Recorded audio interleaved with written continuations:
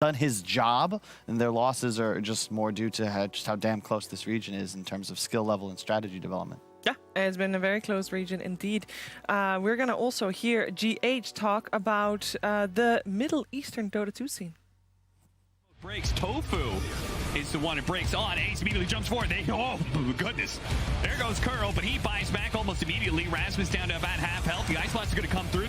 Well, before the game, my friends were really supportive all the time. My family didn't know much about it because here in Lebanon, so that like I guess anywhere in the world, actually, being a gamer, like my generation being a gamer, it's a bit dark.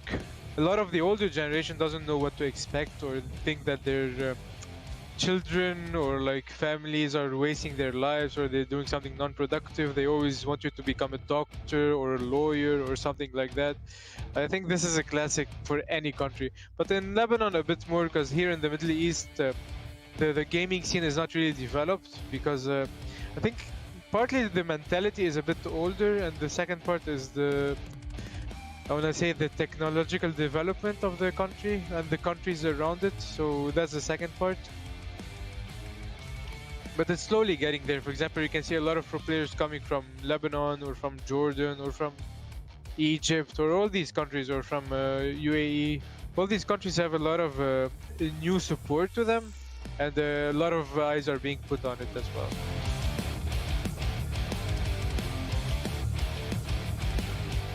Yeah, there's a lot of up-and-coming talent from the Middle Eastern region for sure, and which is actually kind of interesting because it used to be Sweden and Eastern Europe that provided most of our up-and-comers, but we have seen a little bit of a shift. Yeah, right? I think if you just look at lower division alone, you've got Noob on Level Up. They just qualify for upper division. They did. You have Rajix playing offlane for Team Board. Like, these are the two guys that also played with GH in national teams in Lebanon for stuff. So you can see how he's also kind of imparting his knowledge and then helping those guys get bit better, and now they're also in lower division, upper division. So yeah, it seems looking pretty good.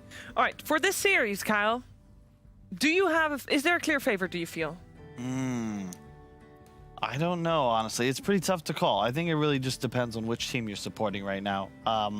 Really hard to expect something from the draft, because I think that even you can check out their Dota buff, study as much as you want. These squads have such large hero pools, you have no idea what to expect.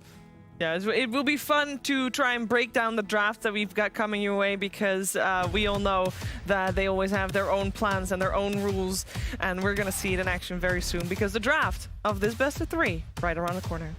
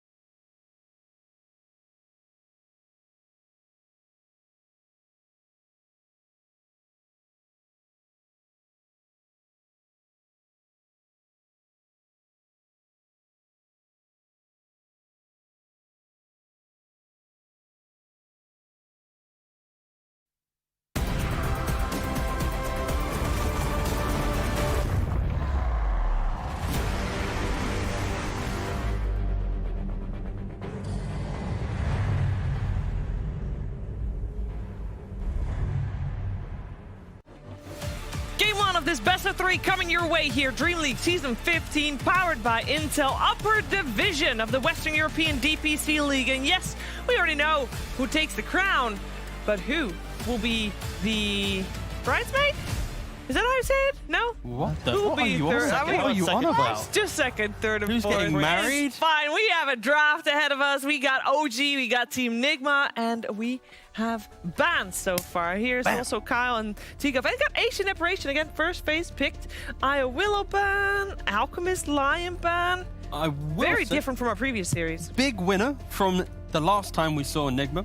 Of course, Miracle wasn't playing, but this time Miracle is going to be playing. But when RMN stood in for them and played a mid bristleback, even though sure it was a stand-in scenario, that hero alone, just it was so strong. Dude, and the bat as well, though. yeah, and I've checked Miracle, and he has been playing a couple bristle games in his pops. So maybe RMN stands in, plays mid bristle, suddenly Miracle's a fan. I would love to see it at some point in this series. Yep, I like the opening ban and pick is just kind of what you expect when you've got teams and captains of this experience level. Alchemist and Wisp specifically are game breakers. However you play them, they completely alter the way you need to be playing Dota. AA denies a lot of the sustain heroes, notably Bristleback as an example. You won't really want to play it as much into an Ancient Apparition. The Warlock Tiny, pretty solid open. That could be GH, that could be Miracle, and realistically it could even be ILTW on the Tiny. Also, I love how every time Noto drafts, it looks like he's got 2 bodyguards behind him. He does. Of course, one is coach, one is manager, but just the posture alone, it's... Whew. Hey, he might need bodyguards. And that is a... Wow, okay. So Thompson's Nice. been playing All right. Hoodwink, if I'm not mistaken. Can confirm, And- crunch the numbers, it's been in the pubs. Indeed. Sox as well could be playing the Hoodwink. Now, I've only really seen this in NASA. It's a core, I think, more often in South America. In NA, Quincy Crew ran it quite a bit. MSS is a very proficient Hoodwink. A lot of early game potential. Your spells just seem to do too much damage. In addition, I think it was Fog telling me watching Thompson's stream, he just had, or no, it was BSJ, was watching him play core mid Hoodwink and just went off about how this entire game. What are you doing, Tigov? Tigov is literally dancing. No, Sorry, no, guys. I was but Thompson, excited. He was dancing on his stream, consistently outplaying his opponents. A really annoying squirrel. However, whenever OG picks it so far, it's always gone to Saxa. Yeah, well, But I guess flex pick. exactly. That's what's really coming into play here. Yeah, in regards to Nigma, of course, they kind of somewhat block the Tiny because AA Tiny, of course, is a very potent combination. But I like how, at least with this Hoodwink pick, it's non-committal damage that they're looking at, right? They're going to be playing from like Bushwhack, Sharpshooter from a distance. Yep. AA can just apply Vortex to amp that damage. And now it's like a lot of poke and prod. So here's like Tiny, where they need to initiate. If they fail that initiation, they're instantly able to retreat, lock them in place, and then just kill them up quite quickly. This will be the first Tiny for Team Nigma of the entire Season 2 of the DPC League. They play Warlock a bunch, obviously, but Yeah. Warlock's- first Tiny. Very Kuroki hero. Yeah. It's real chill. Probably the most fun hero to play cap. Maybe they've seen, they're Radiant, maybe they've seen the toss That's true. into the tree line. That was Just shouting myself out there, but you know, maybe they've seen it. Well, even if they did, I don't think they're going to do it. I mean, It I hope requires so. you to be a lot of time away from the lane, right? And No, 2 not at people all. need to be. No, you do it quite quickly. With the lane. The point I'm making is basically you can toss range creeps into the trees so that you You always should have an definitely advantage. do that with the first one. Yeah, no, that's the point. You just do it for the first wave. Get level 2. But anyway, most likely we'll just be a Tiny mid, just to not overcomplicate the situation here. Yep. All right, we got a lot of thought being put into these bans because OG's actually banning Yeah. out mids as well. So they Yeah. actually think it is just going to be a Tiny 4. Okay. I guess in most scenarios for OG, when they get to the draft where they go, all right, X player, please tell me what you want to play right now. They pick it and then they instantly ban what that person wants as well. So most likely this is Thompson going, if I'm playing a mid Hoodwink, I don't want to play into a puck or heroes that have their own disjoint to deal with the kind of slower stuns and type of damage that this mid Hoodwink will apply. I guess kite is the key thing. a lot of time being spent. I feel like we've seen this a lot as the season's dragged on. More and more time being spent on the middle bands than even the picks, because typically during this phase, you're already game planning for what you want to do and how your draft will complete. So notably, this Hoodwink and the Tiny, what will they be? Are they going mid? Are they playing 4? So far, it does feel like OG, as you stated. Based on this, Ben. Okay. Oh. PL. That'd be an interesting. I thought Nigma would potentially look at picking that up. What actually beats Hoodwink? They're simply banning heroes that remove the bonds. They want to ensure that this Warlock, has just an ability to annoy that carry. And Legion, PL, they might even look towards like a Slark as well. Because if it's a tiny 4 playing into Slark, it's gonna be difficult. Like maybe a Baden, depending on what strat OG wants. But yeah, then they ban out 2 staples pretty much. I think Miracle's playing an exceptional puck, and of course RTW, his Jug and Void have been kind of the 2 highlight heroes so far in DPC. I like the Void ban too, because again, Warlock's real ultimate is Fatal Bonds in a lot of ways. Void is more of a lower damage hero, but you provide obviously a ton of control. Fatal Bonds just is a built-in steroid. It doesn't necessarily make the Void stronger, but suddenly you don't need to worry as much about your damage in Chrono. Yeah, the key thing for Nigma here is break mechanics are pretty hard to come by. So naturally, when you think of a patch that is driven by Vanguard buyers in the off lane, potentially the Bristleback mid, these heroes will just feel a little bit underwhelming when they are broken by this ultimate, be it a core Hoodwink or be it support. Yep. Definitely no Bristle. That hero is 100% dead. Especially with the AA as well. Like, it's so hard to pick frontliners right now. Thank you, Fog. Fog's What did he say? No, yeah, Fog was egging Carl on to say damage manipulation. It's what OG has thrived on during multiple TIs. Nice American accent. Thank you. I was not going to say I've been working for Carl some time. I would hope that the viewers I know his would mannerisms know that now. By now. His effective HP pull. Oh my god. All right, we are out of this second ban phase. Forgot about Solar Crest. And Vlad's. Vlad's is underpicked, just saying, as is Drums and Veil. But that's a whole other story. Veil, I think, is one of the more underutilized. Veil's nutty. It's what, 1575 gold? Spell amp. 18% spell amp. Nobody picks it up. You can start with a Bassi, makes it barely over 1,000 gold. It's like, come on, guys. But that's why I'm on the desk. I like the Centaur ban because, to your point, you're not picking it if you're Nigma. You're not picking it in this game. What the hell was that? What was that? What was that? Was that Clockwork? I thought that was not injuries just for a second. Oh no, it probably was one of the lines, one of the voice lines. Was that a voice line? Was it a voice line? It must have been a voice line. What? Well, I mean, What that's voice an line is entry. that? They stole the Clockwork from OG. That's what it was like. Bam! Yes. No, I don't know. I mean, it's solid. It's the same reason we liked it when Alliance picked it up earlier. It's good for scouting heroes that run through trees. Monkey King exactly. on the side of the Smashers, and this time it's the Hoodwink. Also very good at hunting the AA. Okay, yeah, now it's Mid Hoodwink. every single pick now, bam, being given a bit more emphasis. I think it's on our side. It believe- is very yes. much our side, yeah. Okay, Yeah. We're well, adding some interesting. We layers got to this the draft. NASL sound guy somewhere in the building. He's loving life. All right, so we got the Clockwork, the Warlock, and the Tiny, and that means that which one of those other than Warlock is the core? I think, yeah. Tiny then? Yeah, so Tiny right now will be your mid lane most likely. I think the key thing for OG in their starter draft now is it's going to be Satsuko on the Earth Spirit, rolling in, being the sacrificial Are lamb. you sure about that? Could be Thompson's Earth Spirit. That is true. Are you sure? It could be Thompson Ancient Operation. That's true. It could be its option. Hoodwink. Who knows? Sorry, T, go for it. So yeah, like I was saying, the key point, no matter who's playing it, Earth Spirit will be the one initiating the fight, allowing everyone else. So whoever is playing Earth Spirit, they will be the sacrificial lamb in this draft. They will be down a couple times to unlock the type of damage, which is non-committal backline damage. So Nigma, they identify that where it's basically one go in, backline's undefended. They have Darkseid to help the Clockwork get into the engagement, and it's a lot of backline jump. It's also a pipe buyer, which is always nice. You can start like AA, you can surge away from the cold feet, of course, and more importantly, I think that when we heard this from Kuro.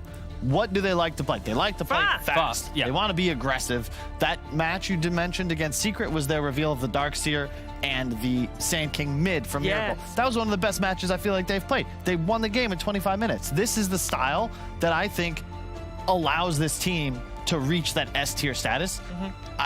In theory, they'll also be able to ensure Mind Control actually has a good game. When they lose, it's typically because he gets sacrificed. Okay.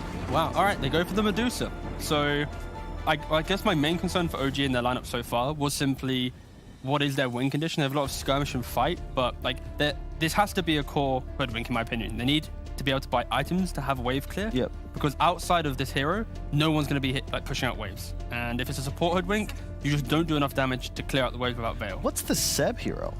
The Seb hero, well, they don't have last pick in the very, draft.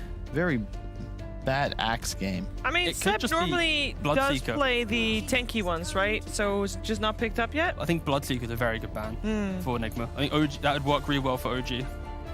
They I ban can out see it. Magnus. It's all about movement right now. Even maybe a Mars as well could be pretty good just for like area control. If they initiate, you drop the arena, you Medusa fortifies position.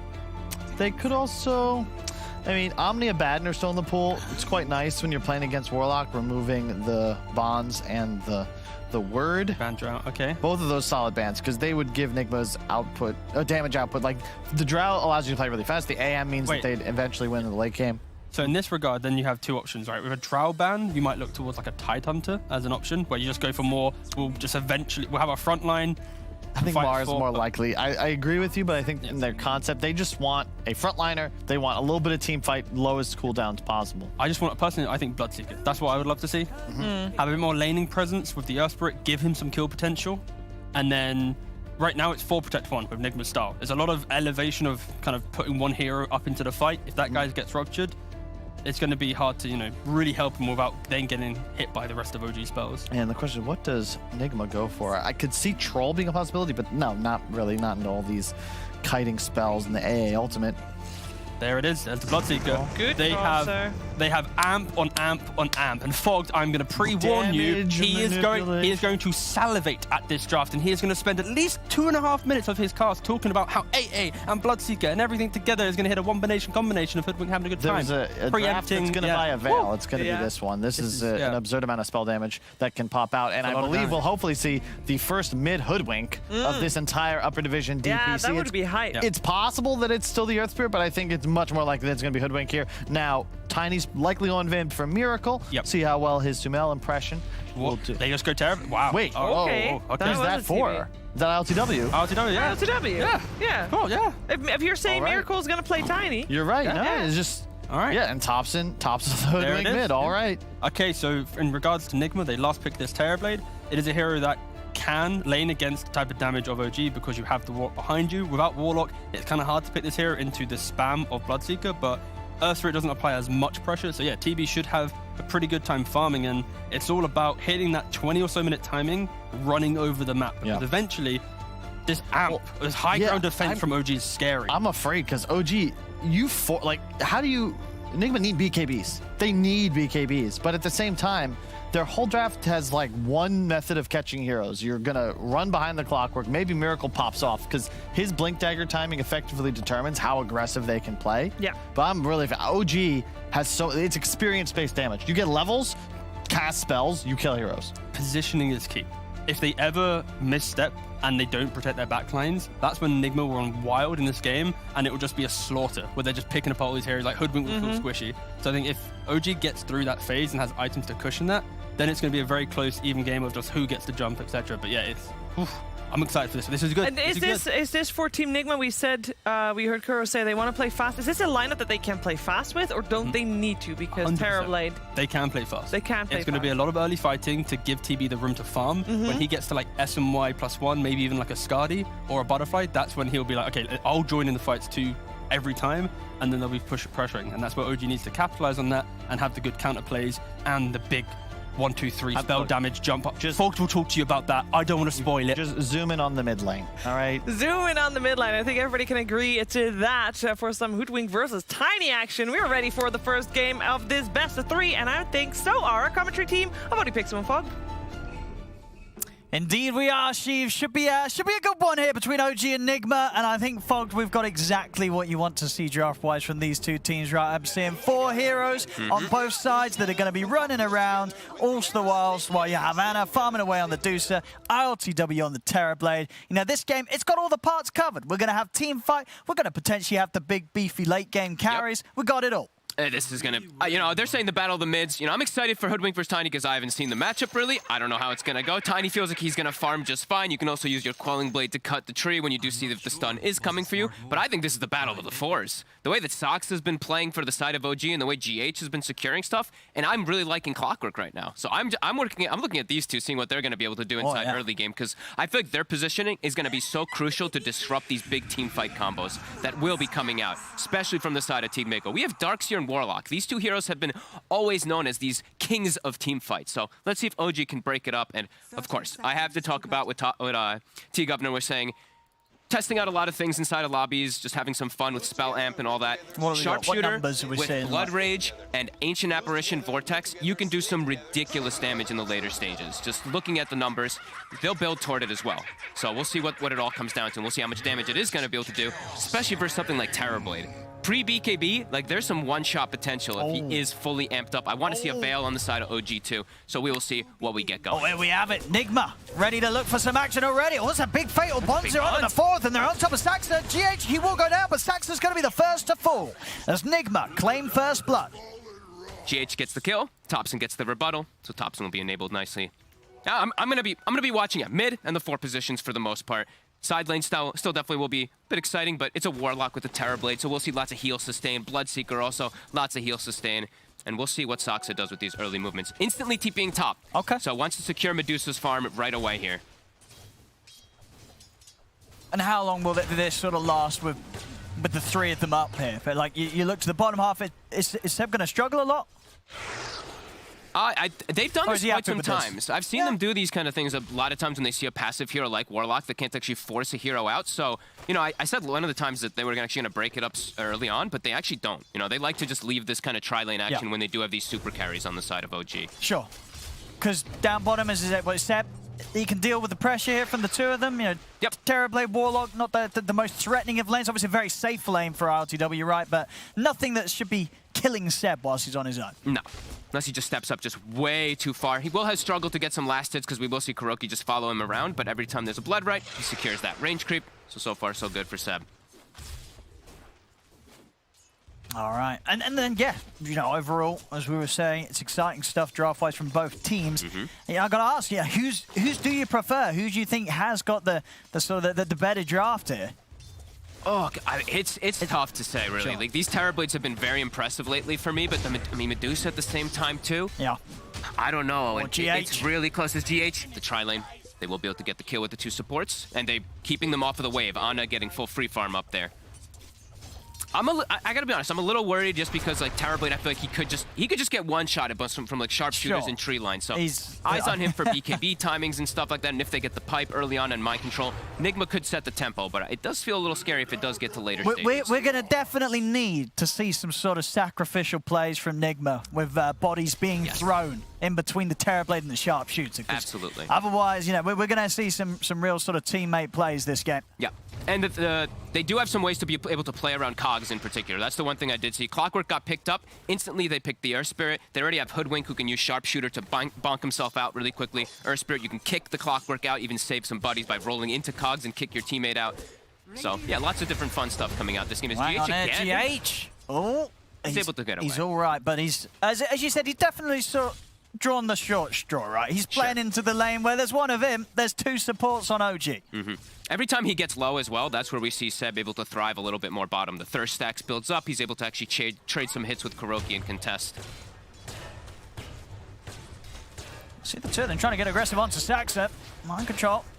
Mind control's low. He's got to be a little careful as well. Ana just steps across and mind control. Pop and Verify won't save him. And now GH as well. He's just going to go down.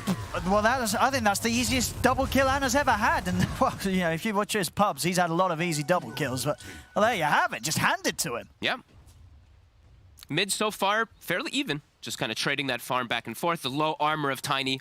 Topson's able to get some nice harassment there. And we haven't seen any rotations, at least toward these runes just yet. GH actually looking like he's going to swing toward mid. Maybe going for a toss-back play, it looks like. And Soxa suicides himself. And so from these mids as well, as you said, you've been seeing Topson sort of crushing it in pubs on this hero. Couple times. You expect sort of just the full playmaking build-up.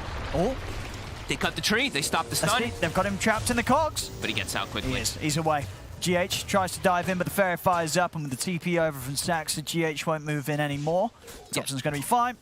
The 2 games I believe that I saw, Miracle does have to be a little bit careful. Stun. Oh. Will connect. Oh, hello. Roll is off, but might still just go down He's the in with the toss. top. Oh, it's close. Oh my goodness. He gets him. We're getting these moves already here. The sort of the 1% HP plays as he'll survive. Thompson not quite able to get that. Let's see if, okay, Saxa's fine. Able to get to the high ground roll away. And both offlaners, I think, are the ones that really have drawn that short straw. We see Mind Control. He's level 4, 12 last hits. We see Bloodseeker Seb, also level 4, 9 last hits. So they're the ones going to be struggling to get some enhanced timing for themselves. Sure. I guess that's more expected in the Seb's situation. So the fact that he's kind of close to the Darkseer is not bad for him, seeing as he's been on his own down here. Yes. Meta is used at the moment here. Trying to put some pressure. Saxa, roll off the mark there. Can't quite get any aggression onto Kuroki. I like that I've been seeing this more and more. The reflection early on these Terrorblades too. Just being able to use your mana, utilize it, and if you do see any pressure coming your way, it is just nice. It's nice to be able to utilize like the Bassi aura that the Warlock does provide. See GH in Mind Control, trying to get aggressive onto Ana. Unlikely to have anywhere near the damage though, Ana. Oh, you actually get on top of him though. With these snakes, though, giving the mana back. It's doing pretty good. I mean, Ana's standing his ground. He's feeling confident in the backup that's coming in. The Saxa's in. Roll forward onto GH. They're going to be able to take down the clock. GH goes down. Mind Control has to hide in the trees. You saw there just the confidence of Ana and his teammates. He can stand his ground, get the hits in. Mind Control. They know he's still up here. He's got to hide. He does have a TP. They did the scan on the south side, so they know he didn't go that way. But yeah, maybe expecting him to have TP'd out. As Miracle now making a rotation. He's smoked up. Oh, and Ana's still low.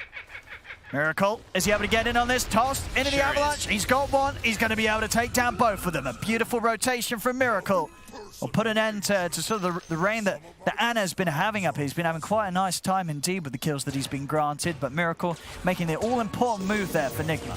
I'm loving these early moves already. 6-5 with a Medusa and a Terrorblade in a game. Usually you expect some kind of sitting back and farm, but no, we're seeing some very active movements already coming out here. Deep ward placed. We do see that Miracle's still top. He is still in the area. I don't think they're quite prepared for this move. Once again, Miracle steps in. He grabs another. Bang, bang. Nice moves playing around that Darkseer, helping out Mind Control a little bit. He's still low, though, and he's got the thirst. Saxa might go for the snipe. Oh, Saxa. Oh, the ward surge. sees Mind him. Control with the dodge. And Miracle's here, so now Saxa, he's in a bit of trouble. He's got a full combo as well. That's very likely to just one-shot him. Don't breathe. Oh, the creeps. The creeps. They've outed him. Can he get the full combo on him? The slow. Won't be able to get the full combo. It might just be enough with a few punches, though. And it is. Slaps him down with the big old tree. Another kill for Miracle's Tiny. Super early movements. Thompson not going to be matching those himself this time around. So Miracle coming out ahead in this laning phase just with these early rotations. Yeah, very nice. Ana now goes back. He's going to be able to farm these jungle stacks that have been prepared a little bit by Noto. But some excellent moves by Miracle, helping out the Darkseer. Mind Control definitely needed that.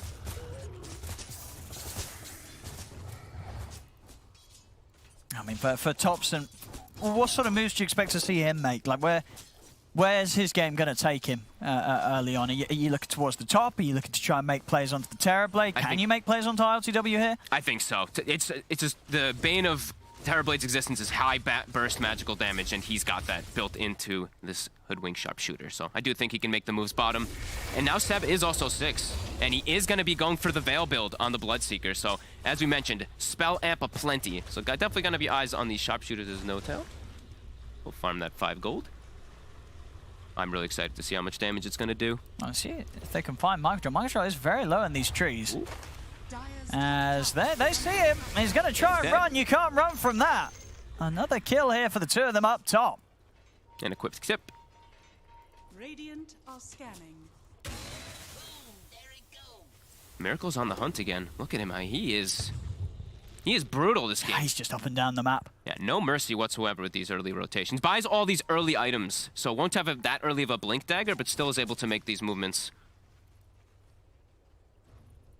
As we do see these deep wards placed down, of course, the ward to be able to watch if there's any stacks going on, of course, on this side. Also on the Dire side to watch out if any Ancients are being stacked, but none just yet. Saxa and Thompson, they're looking for him. They've got the damage if they get onto him. Hello. The Centaur, the neutral actually helping out with a bit of setup here as they've got him caught. The Centaur, though, is he able to get the angle? He is. There we have it. Thompson, can he get out? If he gets away with this, he can. Saxon's going to be the one left behind as Miracle will manage to clean him up, but Thompson gets the job done. Cost him a support, but it's a dead Terrorblade at the end of the day. Thompson's going to be happy. Might lose one of their wards here, I do believe. The bottom one here maybe gets taken out. They actually don't. They actually place the other one. They look for the other one right around where the Terrorblade was positioned, so this one might actually linger for quite some time. Miracle, though, continuing to be active, and they do see Thompson's rotation. The ward that they do have on the Ancients from Team Nigma will see that the Hoodwinks here. Let's see if Thompson is still able to achieve something. 5 seconds till the sharpshooter's back up. Some pressure coming in onto Ana. He's going to need backup. It's on the way. Saxon TP's in. Vacuum back on Ana. Hoping the one charges, but seeing huge amounts of damage there coming out from RTW already at this stage of the game with the Metamorphosis. Just a little bit too much for Ana to try and stick around in lane against as GH. They found Saxa. He's got the catch. Saxa. He's not going to be able to roll out of this one as GH is able to get the walk in and more than enough damage here buffed up by the Iron Shell of Mind Control. As Nigma can continue to keep this top space nice and safe for RTW to keep pushing on. He blocks him with the acorn shot. Look at that. And now with the rupture, but Miracle's here. There's a lot of damage too that comes from this. In the combo. Not quite Thompson. He's able to finish it off here with a sharpshooter. Another move made here as Thompson's starting to get active, and successfully so. Kill after kill now for the Hoodwink. And he does take the Ironwood tree. I was wondering if he's going to keep the Keen Optic or not for himself, but he keeps that one so he can do his combo as well. He can stun with that Ironwood tree. And the stats. Very important to have any extra bonus stats versus a Tiny. Also the raindrop. These little things will keep him alive versus some of these combos early on. Early rotation from Team Nigma with the ILTW Terrorblade. We'll get the tower. It's GH. Deep, though. Straight in underneath the tower. Miracle wants to get in. Poor old GH. Oh, no. Oh, no. Hey, they're gonna, oh, I'm so sorry. Like, Tiny Airlines. I mean, if there was ever any player that didn't deserve getting Tiny Airlined, it was GH, but he just did. Miracle's like, we're going in. GH is like, what? And, all right, dead GH there in the mid. I don't think he's going to get a refund on his flight ticket. That was not the experience he was after. Yeah, it happens. Ooh, Miracle does miss the catapult last hit there. But yeah, Veil is online. They've got Ice Vortex level 2, so as we said, Spell Amp will be there for OG. But ILTW is getting really good farm and is able to pressure towers easier than the side of OG. Yes, he's getting just that bit more. And okay, so Thompson, it's going to just be a straight Ags Rush. I saw in some of his games he did do this as well. All right. Does skip out that Aether Lens. It's also more amp.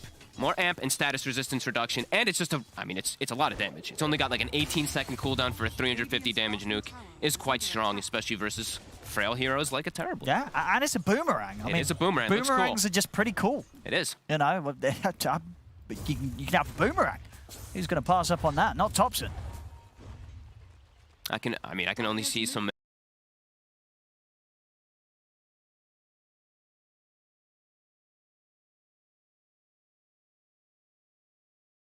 Expect some disgusting boomerang into status reduction into like a Mystic Snake hits them and it stuns them for 3 seconds when he's got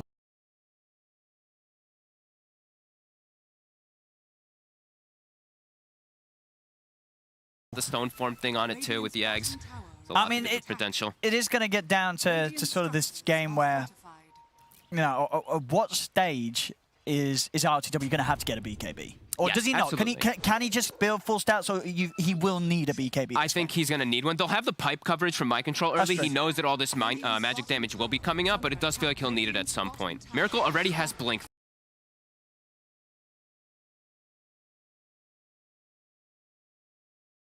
Seven already. Fair It's such a good start.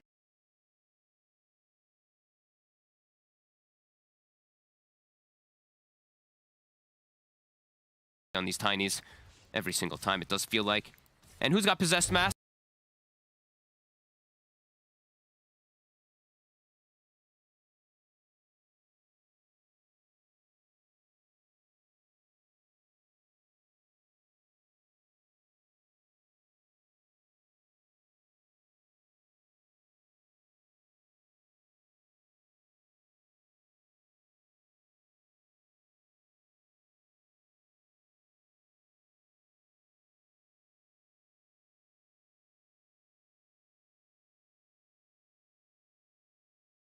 great potential for this Clockwork to just continue to do these amazing plays for himself. He is enabled a little bit better because he's got that Ion Shell to work with. Miracle. Miracle. And seeing with the jump mid, sees an opportunity to get on top of Notel, will take the kill. Thompson turns here with the bush wrap, but GH, he's ready to go in on him. In Sure with the hook is. shot. Traps Thompson. Thompson trying to break his way out, but he can't. Gets dragged back by the vacuum of mind control. As Nigma bringing the action now to pace it. They're not ready. They're going to get the jump in on Ana. Toss back, but Ana is able to put the stone gaze. Nigma, they'll back off for now. As the ultimate goes off here for the Medusa. And Seb, go for a Rupture onto GH. GH, he's out with the TP, and he's away. See ya. So Rupture, not going to grant him anything there. Does have the Arcane Rune, though. So They're going again. Yeah, Miracle, just no holding back here. Anytime he sees a hero in mid, he's in with a combo. Seb will live. Nice blast. Don't have any follow-up. Saxon wants to do something with Now this. they do. He's going to dive in here with the roll, gets the control onto the tiny follow there from Thompson with the sharpshooter coming in. They'll blast the head off Miracle. Constant aggression as expected, 15 to 11. Ana still farming, but does feel like Nigma, they've gotten quite a bit more out of this early game. In particular, as we said, GH having a miraculous game so far, level 9. Constantly getting on the right targets, but the vacuum. Ooh, that's going to break the combo. Stop Saxon from getting in onto Kuroki. Nice little save there from Mind Control. And there is always things that we do have to factor in as well. This lead with Nigma, they are playing versus a Medusa, but they have lots of answers. GH is just a killer. Oh, there you go. Easy kill for GH. Sees Saxon walking around. He pops the hood. He's a tanky boy. Not tanky tanky. enough. No. They'll get the kill in return. And you see GH, he's more than happy to take these trades, throwing himself in and getting himself some solo kill. Look how aggressive they're playing around this ward, though. Another jump. They want no tail. They're in with the combo. It's not quite enough, but with the Fatal Bonds out onto the two of them, they'll still be able to push on. Miracle getting himself another kill. They're just running at them. Anytime that they do see anybody playing around this vision, they're just jumping for these kills because of this advantage they've gotten. Again, Miracle, the blinks up. Tiny, he's leading him with the Avalanche. Toss not quite on the mark here. Being a little careful, ILTW does get hit by the sharpshooter. It's going to be all right, though. Healed up by the bottle, the Shadow Word. They're keeping ILTW at full HP. Whilst this Metamorphosis continues to go, Fortification has been forced out on OG's side of things. I just saw LTW's item choices that he's queued up. Pretty interesting. They're getting a jump on him, though, They man. got the burst. No, Miracle. He's in with the counterplay. Jumps in with the Avalanche. Counter jump down the stairs, trying to get him out to the side, but he's been ruptured. ILTW goes down. Vacuum onto the three of them as Saxon will go down in return. Ana trying to chase in here, but Nigma, they're on the retreat. Mind Control's able to drop down the wall. It's Mind Control. He'll be fine. He's able to sneak away in the trees. Seb, he's pretty speedy. He's looking to see if he can get on top of anyone else. He's looking towards GH, but GH, not a target that Seb's going to feel confident pushing on towards. As OG will back off. They're happy with things as they are. They may lose Saxa, but they bring down ILTW. Yeah, 2 times now they're able to slow him down as Ana. He's able to go back to his side of the jungle, get his farm going nicely. And yeah, there's definitely some really strong things that Nigma does have into later stages versus Medusa as well. Not only do they have Reflection, but they have Wall. So this Medusa, as she gets better, she gets stronger. That's they true. also will on the side of Team Nigma, so there is a lot of preparation that they do have as another hook shot, GH. He's in. But there's the sharpshooter to jump out of the cogs. He's going to be fine, though. He will GH, he can get away with this sort of aggression, as tanky as he is when there's only a couple of them around. Thompson and Notel just don't do enough to kill him. Nope. Especially if that sharpshooter, as you say, is having to be used immediately to break Thompson out of the cogs.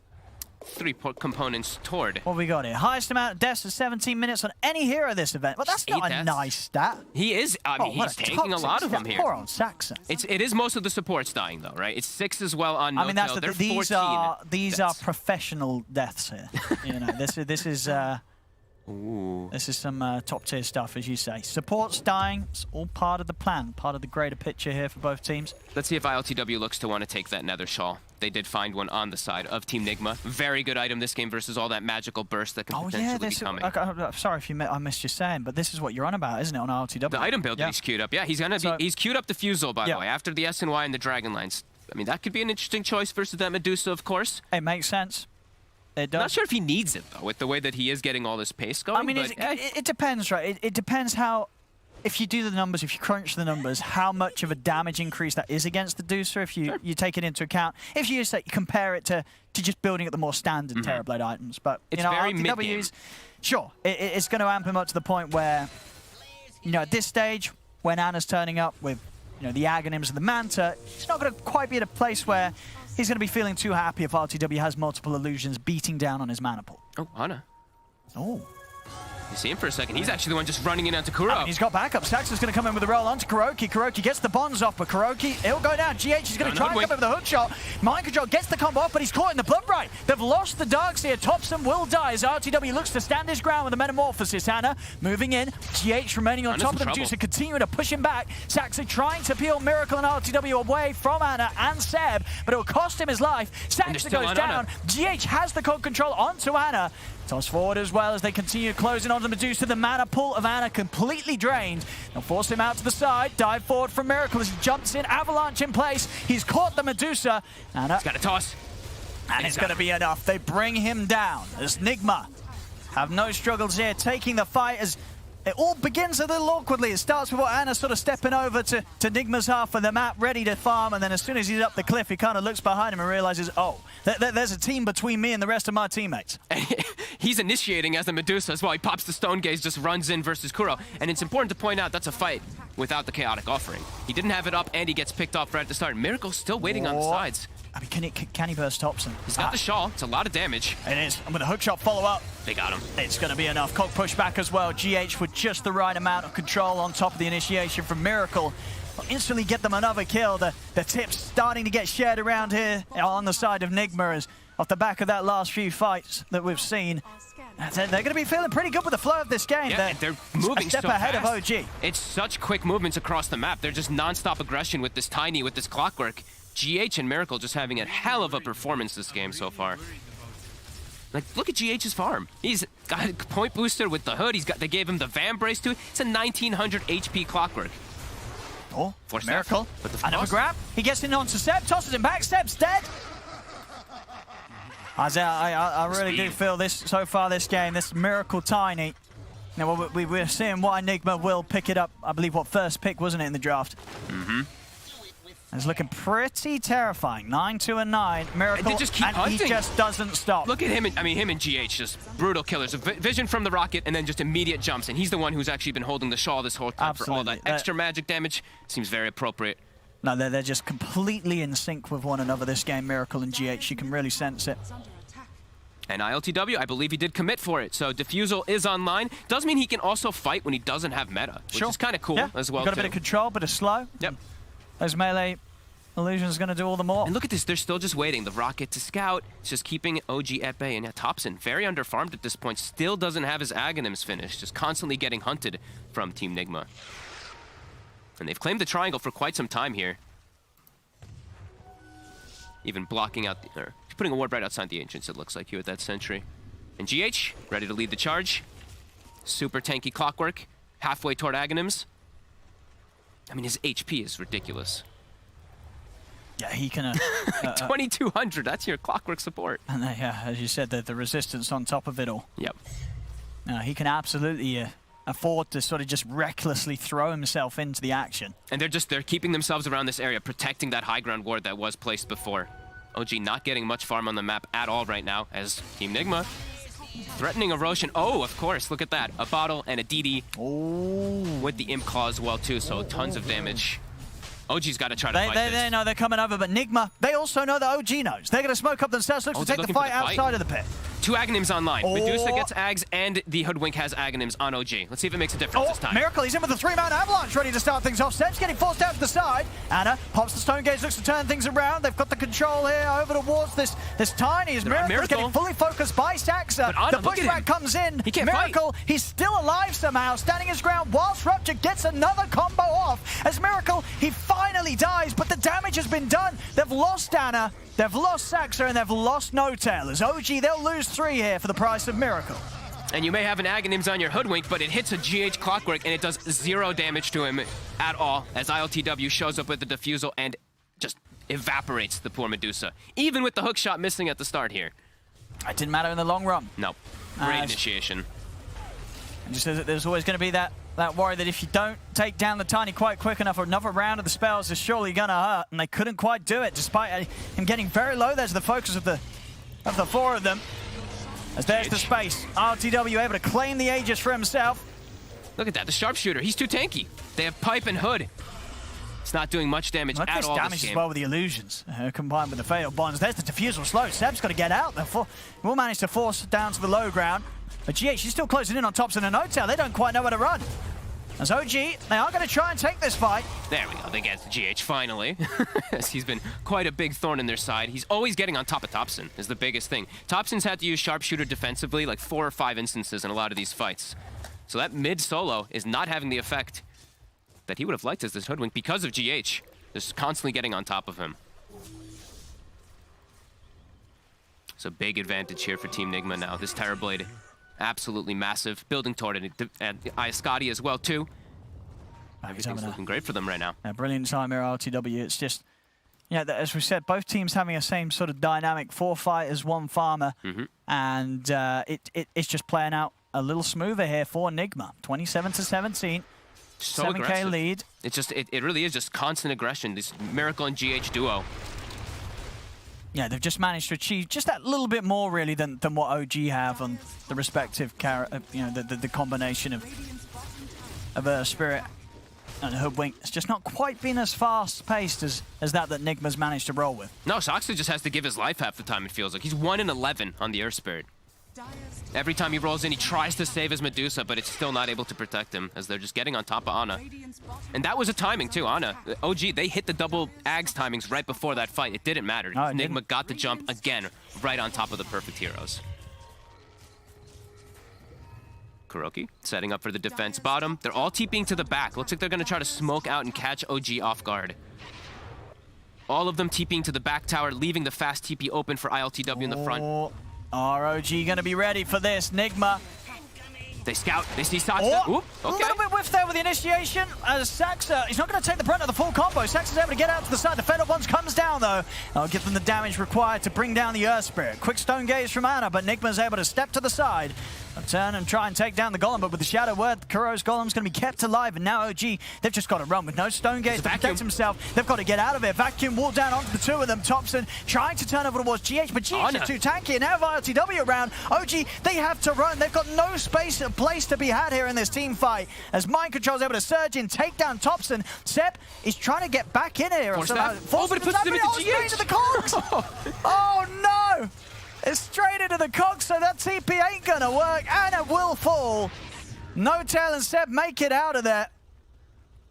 It looked okay. The retreat at first for OG because they get the Miracle Tiny, but then the chase forward. Nigma just have enough to be able to catch the rest of them there. Even honestly, the little mini defusal slow as well is definitely working out. There's just defusal's looking very good for the way that Nigma's playing. Absolutely, yeah. Just constant aggression, super fast plays. Hook shot.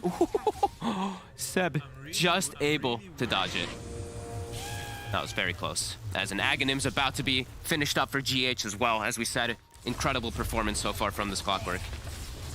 LTW, quite alone. I mean, he's very alone. He's really going for it here. I mean, he's got an Aegis. I think he's expecting there's going to be some backup. I mean, Kuro's trying to get over. Can he get the Sunder? He's locked in place. The Force, he's dead. He's dead. I mean, way too far up. Yeah. One of those moments, I guess, where you just sort of forget what the team is. I mean, we'll see Nigma still come in, get Saxa, but that did not seem like a necessary death there from ILTW. Nope, OG did sync it up really nicely with all their spell combos, though. They got the Silence. He almost is able to get the Sunder off, but not quite. Yeah, very deep forward. He was just enjoying life there, hitting down the tier 2 tower. I mean, he had an Aegis. Kuro was kind of there, but the rest of the team, they weren't going to be around to save him, even with the 2 lives. No, they're making their own play bottom, and OG did capitalize this time around. There we go, as you said, no surprise here. GH on the record timing, 50 seconds faster than the event's fastest Ags on clock. Which was a very fast one as well, because that was, I believe, Saxa who had that incredible performance on the Clockwork the last time around that we did see this as the 4. We did see that pretty insane Saxa game, and yeah, GH definitely making a case to really contest that sort of level of performance hit. Absolutely. Showing he can do it just as well. Ooh, lots of neutral items being left on the ground here. Kuroki's like, I'll pick it up for you guys, don't worry, that's my job. Mind Control, GH, keep doing your plays. So Seb, GH, is going to be able to start the action. Oh, nice drag back into the second hook shot. They got enough damage though, they don't. Seb's fine. This time, OG, they'll have a lot of backup. Straight in onto Mind Control. Ice Blast connected with a Sharpshooter coming in. There's no chance for Mind Control. Saxa is going to look for the follow-up control onto GH. Miracle's coming in for the side of the column. The Bonds, they're round onto the three of them. Miracle's in with the combo onto Thompson, but they've already lost GH. Now Miracle's got to be careful. I said that OG also very apprehensive about continuing to keep this fight going. They're straight in the trees. They're TPing out. They don't want to be around when ILTW turns up. Couple mistakes from Nigma. OG's capitalizing a couple kills here. They also saw ILTW TP down with that ward that they do have placed on that south side. So they did see Terrorblade getting in, so he's able to scurry away quickly on the side of OG. Do punch back a little bit. They need quite a lot more of those. And that was also a golem used, so definitely a couple of slip-ups there from Team Nigma. See the attempt here to try and take down Seb at the start, but he's a slippery fellow here with the Force Staff, the plate mail, the hood. He also quite the tanky hero.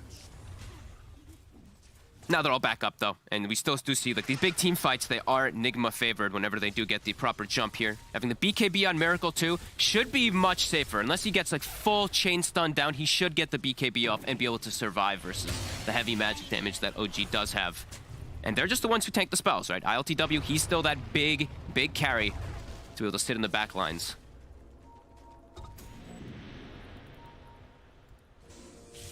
Claim the outpost. Claim some high ground vision as well.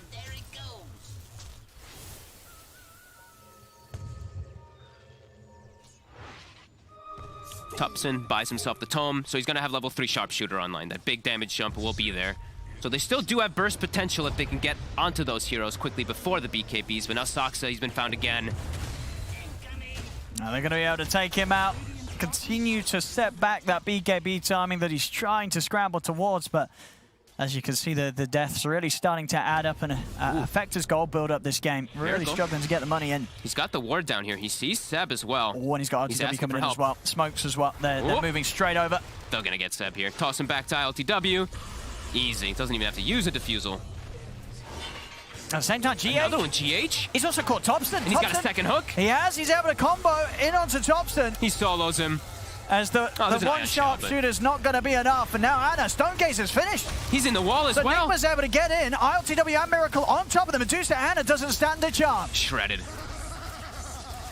GH, the hunter, the killer, again and again getting on top of Thompson, providing all this vision. Oh boy, he's having a great time here, GH, and really making it look like Thompson just, he's got no, like, what does he do against this? The double hook shot, it's too much. 2 sets of hook shots, 2 sets of cogs. You can't sharpshooter yourself out of both of them. He sees the support. He sees blood. Right up to the fountain, pretty much. That's a Rex. Maybe even potentially more. I mean, at least, yeah, here, 36 to 21, 14K lead here for Nigma. Going for the second one, ILTW. 2 full items on top of the Medusa at this point. That's insane. I mean, they've just played it so fast. Yeah. 36 kills, 32 minutes. So clean from the side of Team Nigma today. Double Rexes, 17K gold lead. I mean, I think they're going to stick around. There's not a lot, really, that Nigma have to be scared of here. We'll see how much space they want to give them. I mean, if they want to stick around, they absolutely can. They're just going to wait for somebody to show. They've got a chaotic offering as well at the ready after all these fights. They haven't had to use, actually, they haven't had to use it in most of the fights. It's been successful fights just from the initiations without the golem. And Thompson and Saxa are trying to get out the base here with the smoke, see if they can catch any of Nigma splitting up. Okay. Meta is still down. AA Blast, though. 3-man catch. ILTW, look at the damage. Big sharpshooter, but have they got anything else to come out? They do! It's enough damage. ILTW will fall there as Thompson's able to set up with a huge burst of his ultimate. Miracle, he's back in though. GH also able to get the lead in onto Seb with the combo. Miracle's able to bring down No Tail. A second round of hook shot. He's on top of Seb. Seb's going to go down. As GH will get the kill, he'll also get out. TP's away, plays it safe, respects the buyback here from Saxa. Miracle still hanging around though. He's quite alone. Can Miracle do this with the backup of Mind Control and Kuroki? Not quite. As Zombie starts to run, they pop the Stone Gaze, but the wall's down. The bounce here, the Ag Snake kicks Trying him to back kick in. Miracle back, so he's facing towards Anna, but Miracle's able to turns with another combo, in fact, and takes down Thompson. As he gets set up to pick up another kill, Anna trying to fight against the three of them, but he's slowed. GH is back in with the hook shot. The mana's gone on Anna. Anna falls. And GH still hunting, as well as My Control, still chasing forward. Saksa will be the sole survivor for his team. As Roche respawns, 20 seconds until ILTW does come back up, and he's got Meta at the ready as soon as he does. Oh yeah, Nigma just continuing to just beat OG all over the place. Oh, is No-Tail gonna show himself? Miracle, as soon as he sees him. Oh, he's jumping him. See you later, No-Tail. On to tier 4s. Oh, he throws the tree away. Doesn't even want it. He's just gonna punch it. So that might be it. They do have buybacks. They have a buyback on Anna. But ILTW is running straight down the mid lane, and oh, a DD spawns top as well if they do go back for Roche, if they can't clean up the game right here. And here's the buybacks. Rupture's down. But it's Lotus. Yes, indeed. They'll still try and lead it on to GH, but GH turns with a hook shot straight in onto Saxon Thompson. Revving up the sharpshooter. Is he going to do any sort of sizable damage? It is onto ILTW, but Miracle's on the front lines, pushing them back with the BKB. Combos down Saxa.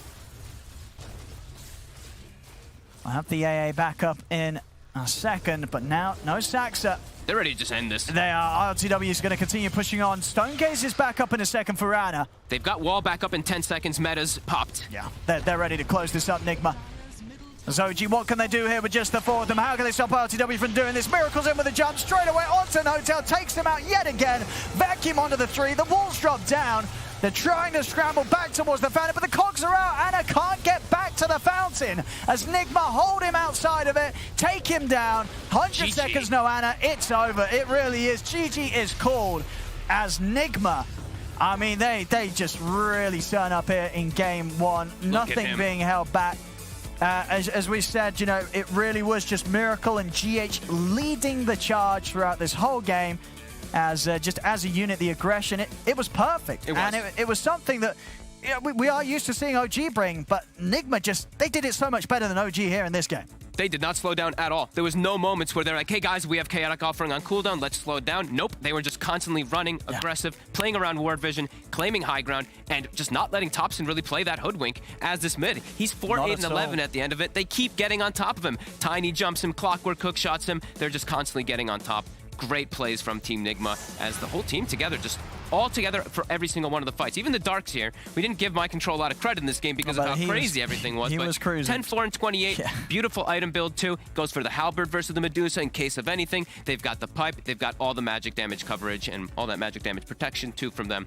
Great stuff from Nigma. Oh, absolutely. This was really quite the showstopper of a performance here from Nigma in this game one, as OG just being, as I said, sort of tossed all over the place. Looking a little bit lost in this one as they just couldn't ever match the fighting that Nigma was bringing. The team fights each and every time. Just Nigma getting the jump and OG not quite ready to deal with it. As there we have it, ladies and gentlemen, boys and girls. Game one is going to go to Team Nigma.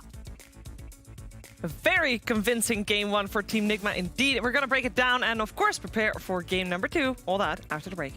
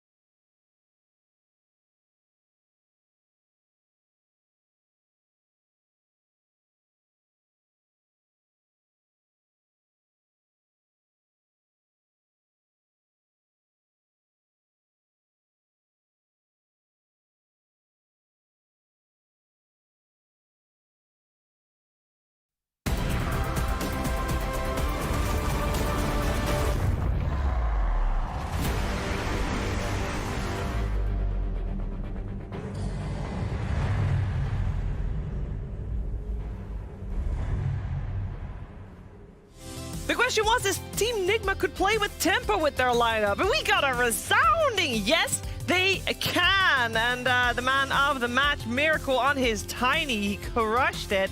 What a first game to the series. It is Team Nigma that take the win on this one over OG, who really couldn't get their wombo combo that we talked about. They couldn't really get it working, T.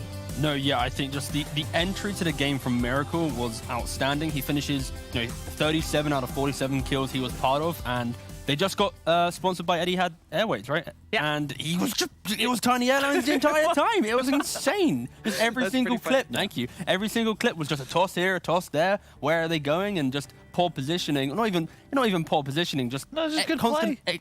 Good constant play. It was refreshing, really, to see this. It was a solid game of Toto. Yep. I think OG played all right under the circumstances. Nigma had too much to handle. I really liked everything from the itemization, the way they were playing, both GH and Miracle just popping off. Yeah. Item build from Terrorblade as well, I thought was perfect. I was thinking about Dragonlance. We don't see that, we don't remember, but that was pretty core on T back in the day. You can actually outrange a lot of the Deuce's auto attacks. In addition, Diffusal Blade. There we go. Yes. Beautiful stuff. You liked it. Really OP. Loved it, yeah. And then if you ever play against OG, guys, hot little tip, Warlock. This is the hero. A team that wants to group up as 5 and run at you, you pick Warlock, you ban some of the purges, and then they have to itemize for it. So I think Warlock is a hidden MVP as well, just for the anti-OG style. Yeah. Speaking of OG and team fights, Purge wants to talk to us about that. Hello, thank you. OG had some good things in mind. Ice Blast combos, there's a lot of damage that comes out of Hoodwink. They can use this to kill important heroes to start the fight off. But this is basically the only time for most of the game that we ended up seeing that happen. Here's Tiny obviously had an amazing early game. Here he's 5-0-2. They get aggressive on the enemy tri-lane with his fast Blink Dagger. GH follows up. They land all their combos successfully. And then it's up to OG to finally do something in response. They rupture Miracle. They try to Ice Blast him. That doesn't fully end up working. They have to roll into him, committing Earth Spirit's life and a Boulder Smash. They put a lot of effort just to get him low. And yeah, they shoot the TB as well, which is nice, but it just feels like it's much, much more difficult for OG to win a successful team fight with the heroes that they have. Tiny can jump in, get kills, start fights off. If they hookshot on top of Thompson, he's going to have a bad time because it takes him time to get through the cogs if he doesn't have his ulti ready. And even here where Medusa goes to defend the mid lane, Tiny just blinks and tosses him back, forcing the ultimate reaction. It was just time and time again, Nigma initiating fights in a much easier way that made the engagement and the rest of the game just feel really simple for them. Eventually, how did this fight start? Oh, they actually jumped on ILTW with the Iron Branch. This fight felt okay to me. They kill Terrorblade at the start of things. That's what they want. But once again, what happens is Ana turns his ulti on, he runs in, and they all just leave. And it feels like the worst Medusa ulti I've ever seen. I think coming from a different angle here, which gave them some advantage, but look how long it's taken them to kill Kuro. They don't want to spend a lot of spells on him. They don't have a huge amount of single target damage. Definitely one thing missing from their lineup. And once again, GH constantly targeting Thompson, putting him out of position, and giving them opportunities for the eventual rundown. They end up running down both of these two guys, diving under tower. They just got this advantage. They brought it to OG. They took great fights, and they made it so their ultimates were difficult to execute in a strong way. Thank you very much, Purge. Yeah, I mean, the fights were a little rough for OG indeed to get everything together. And we did say at the start of the game that we were going to take an extra close look on the mid lane. Tiny versus Hoodwink. We don't get to see Hoodwink mid ever. This was the first time, actually, definitely in the upper division of the Western European DPC League. And Cal, what's your thoughts on that after you saw Tiny versus Hoodwink? It's going to be banished. Sheaves, that was the first and last time. We're probably going to see the Hoodwink mid. I think that you look at Tiny, pretty standard, pretty stable. It's just so much easier to have high game impact. I felt like Thompson was playing the hero pretty damn well, but I'm left still confused as to what it does to win a game. What does it do to win a game? Well, it applied pressure with the team. Yeah. I think that's the main thing. They were getting decent pickoffs. He was very active early on. Just a simple discrepancy is Tiny does it independently with a Blink Dagger, whilst Hoodwink needs that +1. And we said during the draft how Ursula Satsuka, he's going to be the sacrificial lamb.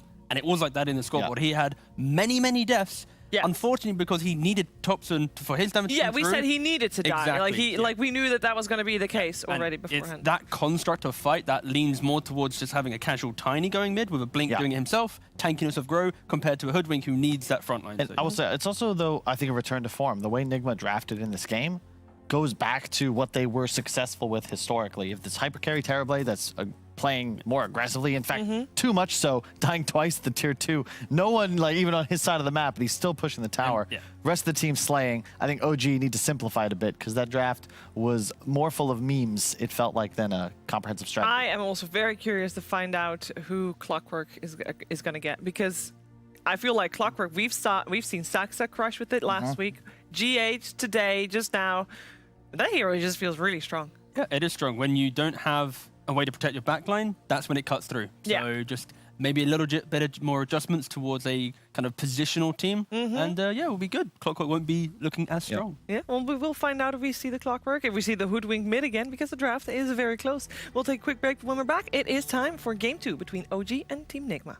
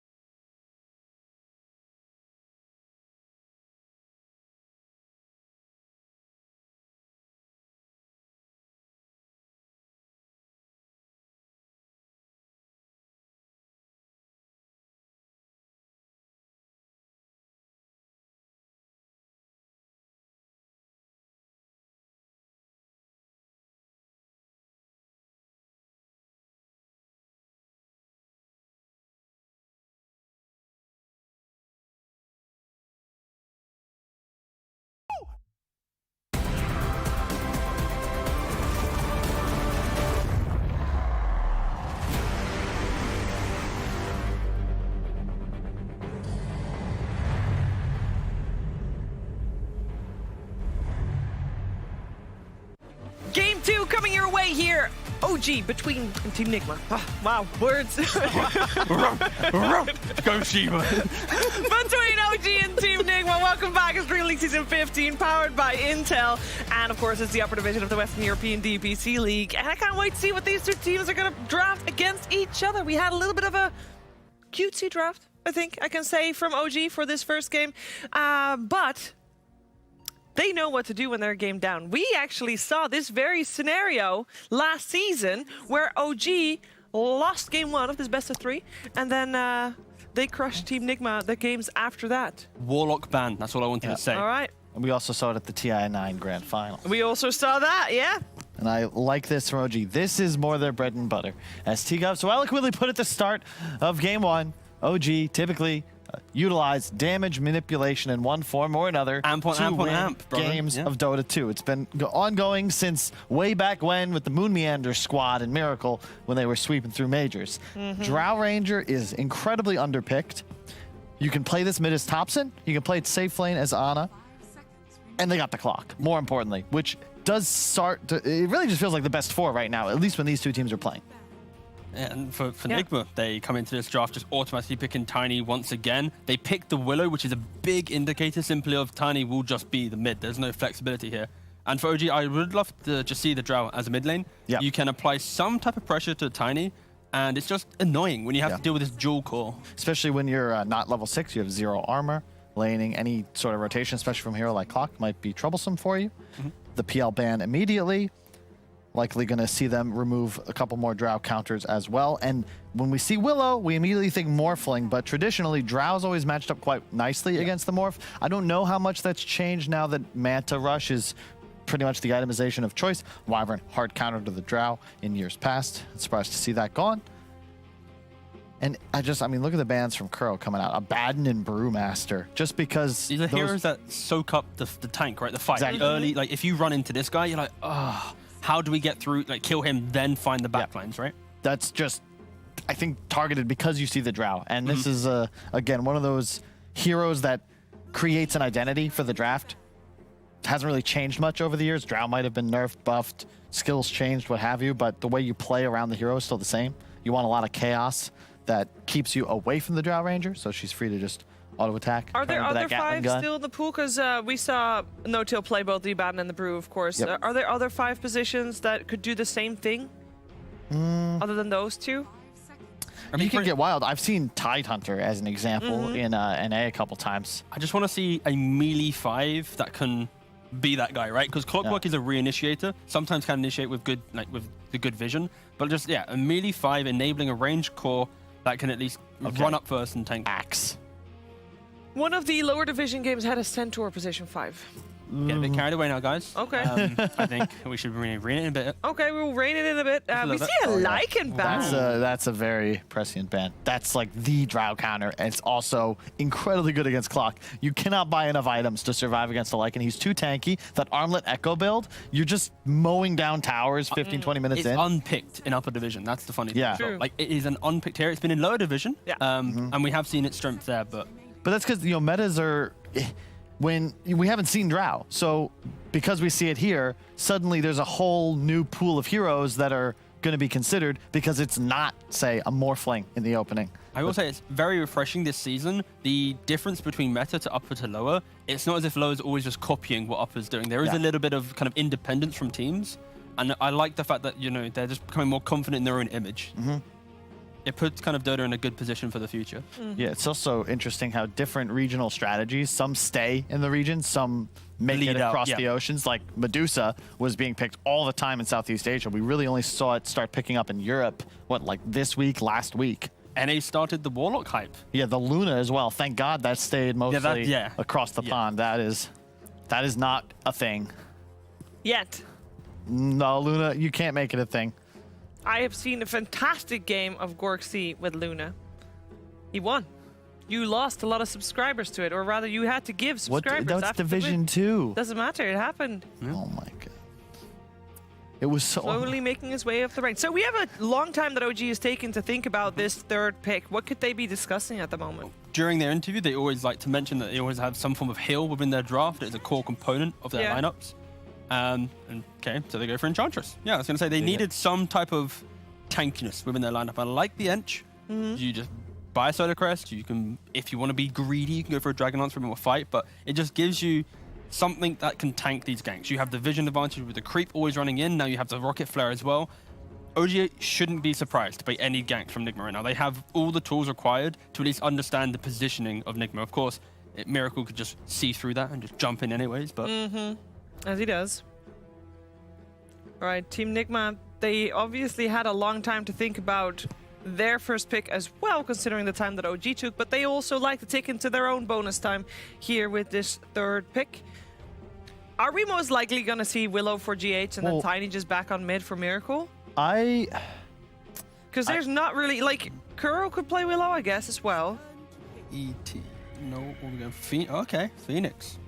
That's okay. So into the ranged heroes, the combination. It can be a little spooky. It's nice, but I don't know. Drow against Phoenix, especially you pick up an early Dragonlance, it's quite easy to eat the egg. I'd love, in this position, I'd love the clock to become a 5, like we saw Alliance do. Yeah, I agree. Push that Ench into a 4 roll, allow the Dragonlance player to come into, so then you go Silicrus Dragonlance, you then have Drow and Ench be your egg counters, and then it sets up that kind of nice cover for the for Ana and whatever carry he gets, but... It's a real nice Storm game. What's the Seb hero here? It's a real nice Snapfire mid game for Thompson. Let's go. You could just be naming heroes from the pool, and I wouldn't know the difference. No, but you can kill egg real fast. It's real nice. Oh, that's a good point. Although Thompson is the one that plays the Drow. But also, if you Tiny into Snapfire is a very Tiny favorite matchup, not for the lane, but in the game, always getting on top of him, preventing him getting the ultimate off. Okay. They'll end up going for the Juggernaut. Such an OG pick. Now, it's almost guaranteed, although, I mean, we saw Seb play Jug offlane like 2 years ago, but most likely it's an Ana hero. You're going to have Drow mid, and that, I believe, comes from knowing that it's almost 95% a Tiny middle, and Drow's just fine with that matchup. Both supports really don't add too much either. Theoretically, you could get a kill with a nice toss back into a Bramble, but easier said than done. You'll need some levels on the Tiny to get that through. Yeah, OG had a very similar draft when they played against Team Secret in the first game. And the only thing that we are lacking so far is a tanky offlaner. They had the Darkseer last time around, obviously banned. You know, it could be a great Furion game. I don't know if that's something anybody wants to pick nowadays, but I swear, Mind Control, Nature's Prophet is one of my favorite hero player combinations. Traditionally, very good against Jug in lane, and very good against Drow throughout the game because you can clear out the tier 1 so quickly and really limit the amount of space she has on her own side.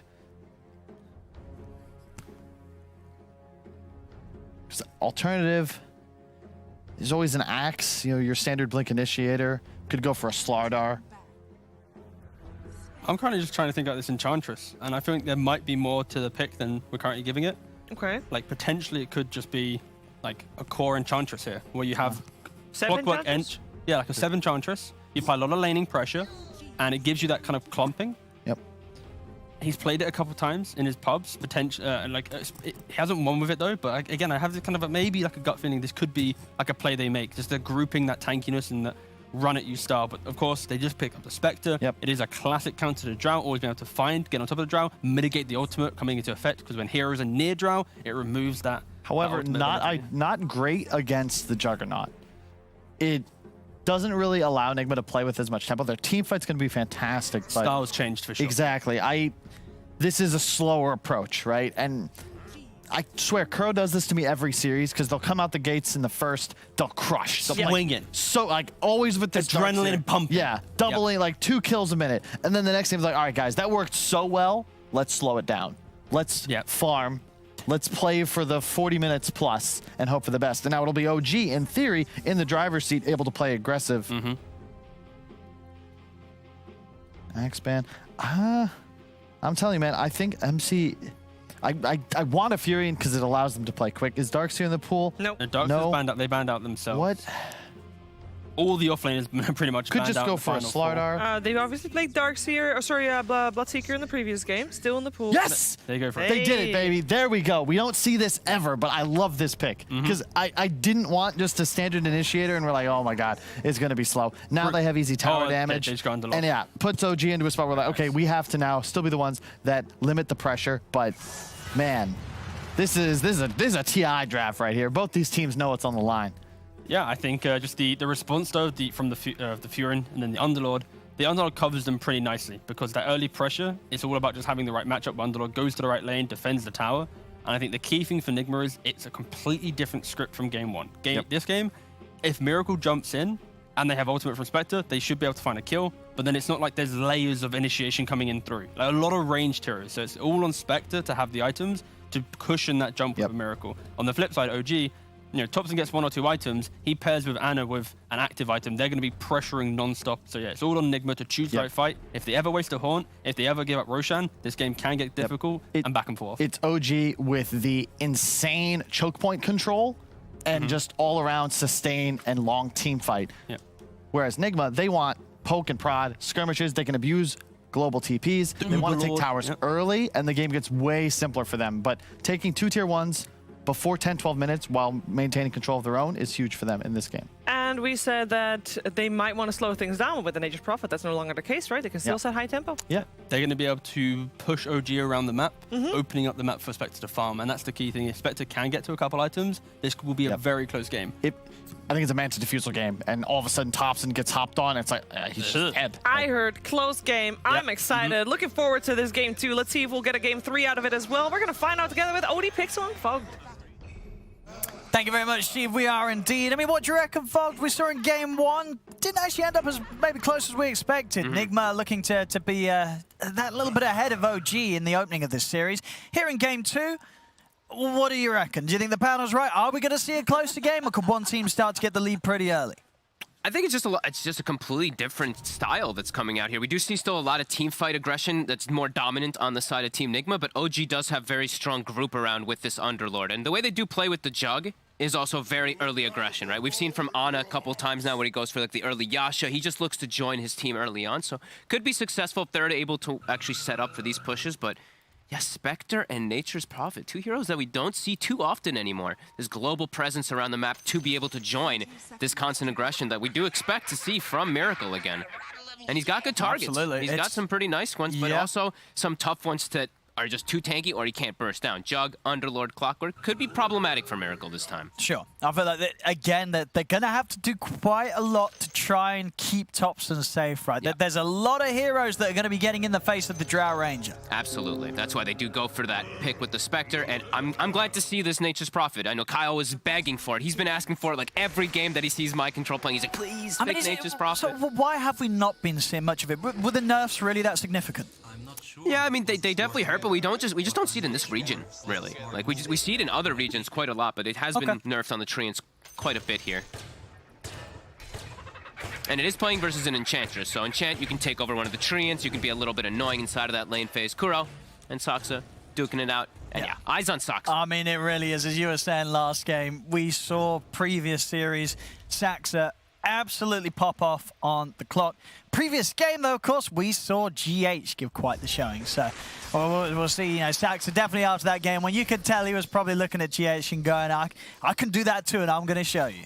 Doesn't feel as easy for him versus the heroes that he's up against, like sticking on a Spectre. Spectre can play around it, being able to dagger out. Tiny, quite tanky. Phoenix has a way to play if you time the dive between these battery assaults. Willow, you can go Shadow Realm.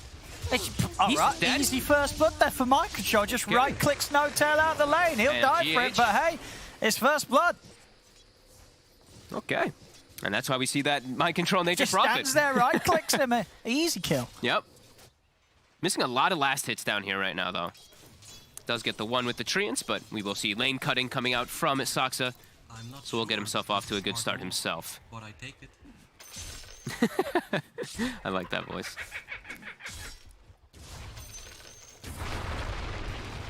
Yeah, let's see how this mid matchup ends up going.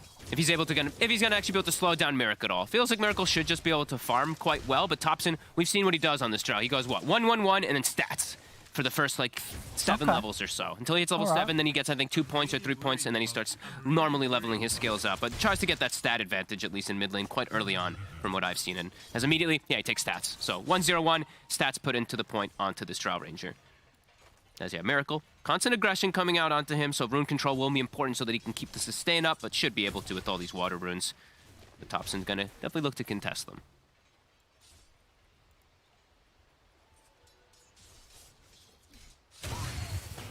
Top lane. It's gonna be quite a bit of damage here onto RTW here with the Firestorm. Playing around his creeps though, LTW nicely. Does allow Kuroki to get a pull, but Kuroki actually misses quite a bit of them. He only gets the 1 melee creep, not the melee plus the range that you usually dream to get has these half pulls. But it's a Spectre lane, so it's always going to start a bit slow, especially into Underlord. You just see this base damage advantage. 80 plus on the Underlord, 56 on Spectre. So ILTW will have a much slower start this game. And they can't actually get very aggressive up here. So OG should, I mean, it does look like they should come out quite effectively in at least 2 or 3, like 2 of the lanes. Mid, kind of a trade-off. Yeah, but Jug is a pretty decent hero to be able to deal with the harassment that comes out from both Nature's Prophet as well as Willow. GH. Trying to go for No-Tail there, but No-Tail actually going to turn. He gets the realm off. He will. And in fact, with the Might be able to turn for him. Brambles, is he going to be able to do this, GH? Bit low on mana, 4 short with Fairy the Fire. autos. Oh, the slow. Or hide Puts his and 10 tree for Stalving, vision. but they've got him. GH gets the kill. The Banshee. Look at the Ghost. It's chasing him out. I think he's going to time out before he dies. 2, 1. He will live with the rocket.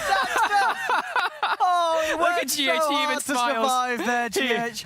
He laughs himself. Saxa gets the global snipe there What with a a level play. 1 rocket flare. Oh, that was so nice. Doesn't skill the cogs because he's versus that Spectre lane, so it's a bit tough to actually lane him. Goes for the rocket. Super nice there.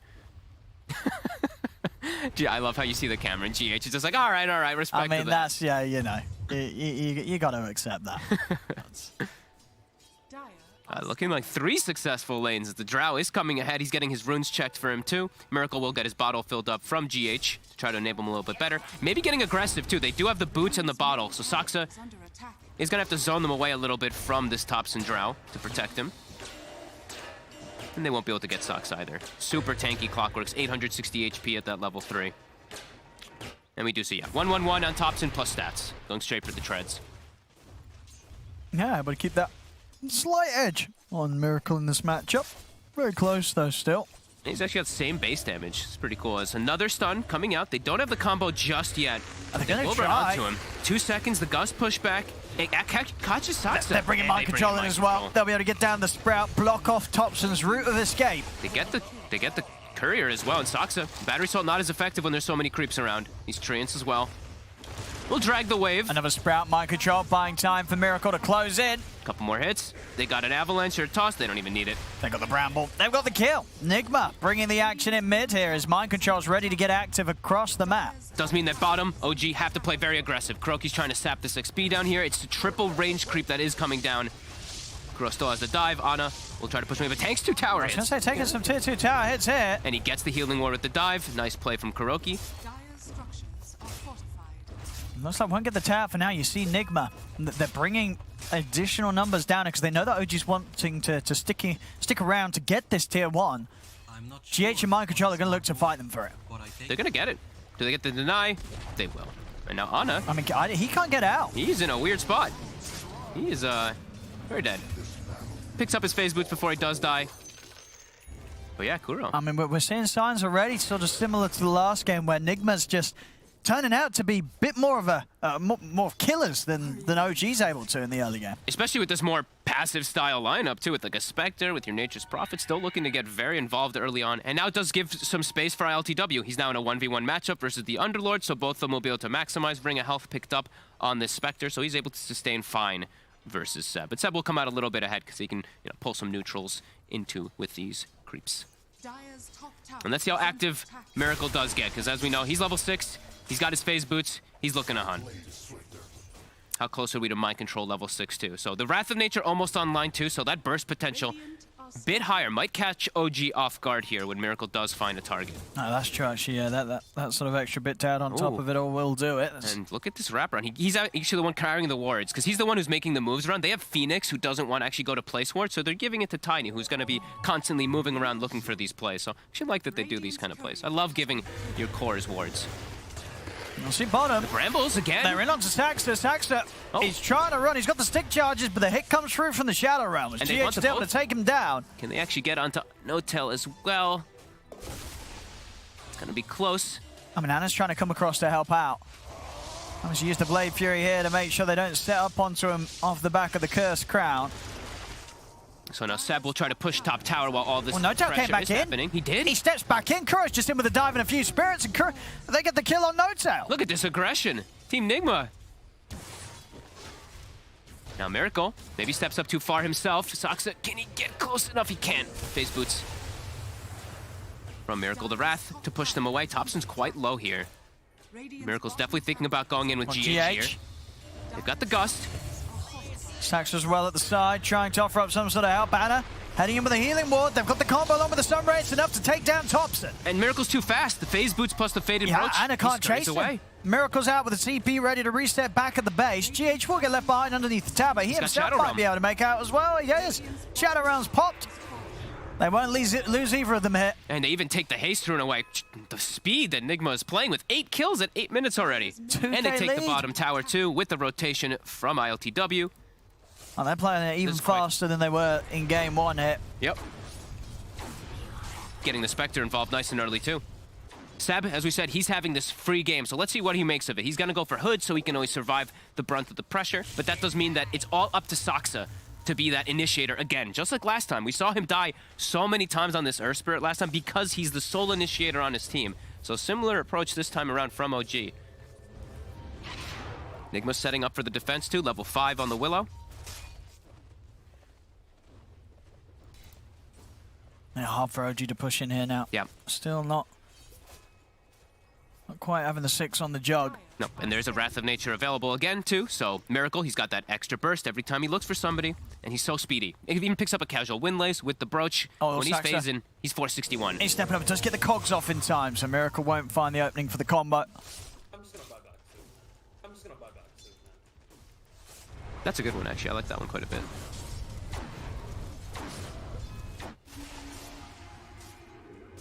It's Miracle. And Saxa's hunting mind control. He has found him here. Mind control. He's getting held back here by Saxa, but only level 4 on Saxa, though. He's The not damage is not anywhere quite near there. enough damage to take down mind control. No. And he also has phase boots, all these little bits of movement speed. Definitely working out for Team Nigma. Stop the small aggression. And Seb comes up to try to defend this tower here. That does mean Spectre. Full free farm bottom. ILTW getting little to no pressure now in this game. Oh, here we go. Nigma. Ready to run it. Nota. Nota. Oh, see you later. Well, he's dead, isn't he? Yes, he is. He is and a creep as well. extremely dead. That. These deep early wards that were placed. And now Thompson. The hunt. He wanted a rune, but he's ended up getting 4 heroes. He's going to go out for the TP out. Is he away? He's not. No. They've got him. Curse Crown will put him to a stop as Miracle gets the double. He's running away with it again, this time on the Tiny. This Tiny, he's having a fantastic series already, off to another brilliant start. 4-0-1 on the Tiny. They're looking to fight up top. The DD on the Tiny too. Saksa only level 4 still on the Clockwork. They will purge off that DD from Miracle. Miracle still trying to get the grab here with the toss on him. No, Charlie's got the kill. And they've got the heal. Sunray coming in from the side. They'll be able to start doing the damage here to Saxa instead. Miracle, he's a little low on the mana. Anna leading him with the Blade Fury, but Miracle, as you say, with the movement speed, he can get away from the jug. He's looking to close it on to Saxa. Saxa will drop down the cogs. The Avalanche grabs him. Saxa in the trees. Egg. They're popping the egg. OG, they can't commit for the egg. They'll have to turn and look for kill opportunities with the Omni Slash, but at this stage, it's nowhere near enough damage. The Supernova Stun catches Anna as he comes out of the Omni Slash. As it's just more glory here for Nigma. 13 for 2, 4K lead. They're just not slowing down. It's a stomping. The Omni Slash comes out, but it's perfectly timed with Kuroki getting that egg to connect on him as soon as he lands out of it. Gets stunned instantly. And yeah, they're just so under-leveled at this point. Like, just bring him up. Level 5 on the Enchantress, 6 on the Clockwork. Ana is level 6 at this point on the Jug. He's struggling. They just can't get him the space. Look at the Willow, 7. Nature's Prophet, 7. Phoenix, 7. Just excellent moves from Team Nigma to set them up for the success. Such deep early aggression and deep early wards that have not been countered. The triangle, it's been warded for a full 7 minutes now. Not taken out. Those early wards that we did see Miracle place has been phenomenal for him. And he's got the Blink Dagger done in a second after this bounty run. So it's just going to keep picking up in pace. And ILTW is just free farming. No pressure on Spectre whatsoever this game now. Oh, that's terrifying. But now they are setting up for him bottom, and he's very low on mana. He's very deep as well, and they should be able to get him this time.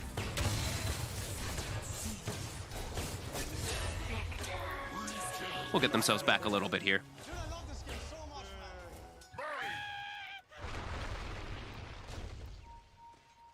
That's what OG can do with this. Spectre gone. I mean, it's just Anna's not so quite far ready behind. to fight. He still just needs a lot of time, a lot of space. Yeah. He is not going to want to get involved for quite some time here, at least until he has his first item done.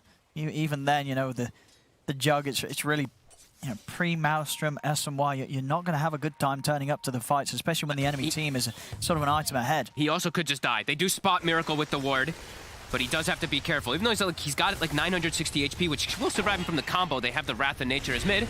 Heals coming out. The Shadow Realm versus the Clockwork. Yeah, they're fine. They could look to turn. The silence does come in from the side as Thompson will be able to bring down GH. Thompson still getting a little bit here. As top, they know where Ana is. He's got to spin TP out.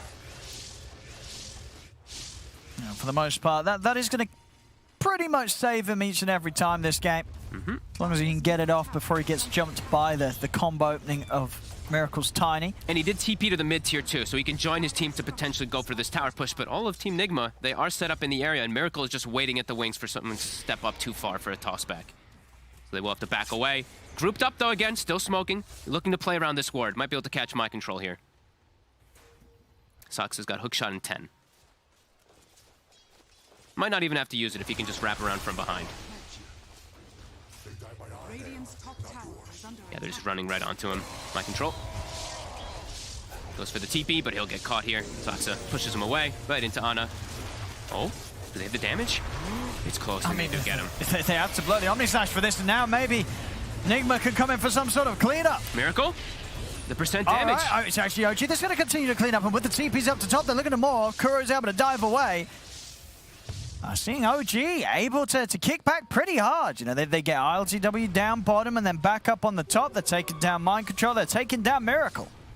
Yeah, they can't underestimate the amount of damage that this Drow still can do. Thompson still not having a bad start at all. His Dragon Lance, he's got the Blade of Alacrity, and they always will have Firestorm. Percent-based damage versus that Tiny will always be extremely effective. Miracle does have to watch himself as he gives up a big kill streak. Soxa.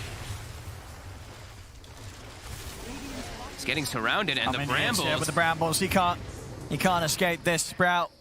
You know, that sort of combo with the Brambles down, you can cut yourself out of Sprout, but there'll be a Bramble waiting for you. And just definitely seeing the points as to why they did go for this Nature's Prophet. You know, these just even the Treants are very problematic for a Clockwork to play around, as a ward does go up. They're looking for Thompson. He's tanky now, though. 1,600 HP. He's got the 5 stats plus the 2 points that he has put from earlier. Tough to bring him down. As I know in the back that T is going to be very happy from the item that My Control queued up on Nature's Prophet. He's been raving about this one. The Aghanim's Nature's Prophet, if he does go for him. That global root is quite effective. No, it's a long duration as well if you can get the bounces right. And, you know, Mind Control he knows how to hit hard with the Wrath. And it lowers the cooldown is the important thing, too, by 25 seconds. It goes down to 60. That's a big difference. Very frequent inside of these fights. As we've seen, Team Nigma wants to play fast. Yeah. Soxa. It's a little bit tankier with the cloak, but is it tanky enough? He's got the stick charges up. He is tanky enough. It is. The fear comes out. He'll get pushed back. He has got a hook shot if he wants to try and get back in and snipe Miracle. He's going to try, but it just misses. Very, very close, but not able to get the connection as Nigma will manage to back off. They won't lose anyone here. Cloak does keep him alive, though, at least on the Clockwork. Ana. Not going to be able to commit him for this as Miracle quickly out with the jump. It's so much space, though. Where's ILTW been, right? He's just chilling. He's having an absolute free time. Sure, he gets picked off the once from playing just a bit too aggressive, but the way that Team Nigma's playing, just this constant aggression, it's forcing so many moves from OG to react to it, so they can't actually put attention onto this Spectre. No, this free fire Spectre's definitely going to be a problem down the line here for OG. Seb still knows that he is just too tough for them to deal with, just still too tanky, even though they do try to jump onto him.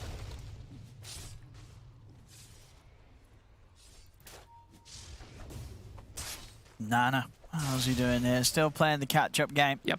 It's going to be quite some time before he does feel like he's back in it. And it is a Jug versus the Nature's Prophet too, and so in these fights, he's got to watch out for a lot of Omni Slashes. If these Treants are around, they'll soak quite a bit of it if he can't. And there's just not a lot of easy Omni Slash targets for him. He does it on a Phoenix, there's an egg that can come out. He does it on Spectre, it's not the most effective. Willow, you pick Shadow Realm. Tiny, quite tanky. So it is going to be a hard game for Ana for sure.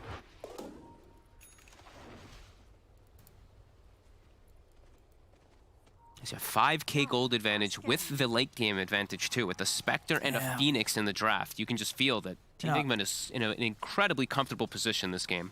Yeah, those sort of kills on the cores that OG were just able to find, just not nearly quite enough to close up that advantage that Nigma have built up. They're all here on Team Miracle's Nigma. just spraying him with the jump. Onto N0tail, they're burning him down with the stun ray. He's gone, Seb. He's going to look to try and rift out. They got the damage to take him out in time. Ooh, he's away. Very close. It is. I wonder if Kuroki queues up the Spirit Vessel now. He's got a lot of gold on this Phoenix right now. He already has the urn, so could be a pretty nice pickup if he does go for it. Well, Topson. Oh, is he gonna actually get brought down here? The hook shot? Oh, the stun actually potentially saving him there, Saxa. I think it might have, yeah. If they were able to get a few more right clicks in, they would have managed to take Topson down, but Saxa getting in, disrupting them from getting the right clicks on. Ana, Invis up, potentially trying to look for something here, but... Oh, can he go for a solo on his slash? No, it's no, level no. 2. It's 16 armor on this Tiny. That's true. Way too tanky. Even with that magical burst, it's not going to be enough. Nope. OG will find themselves a nice Philosopher's Stone.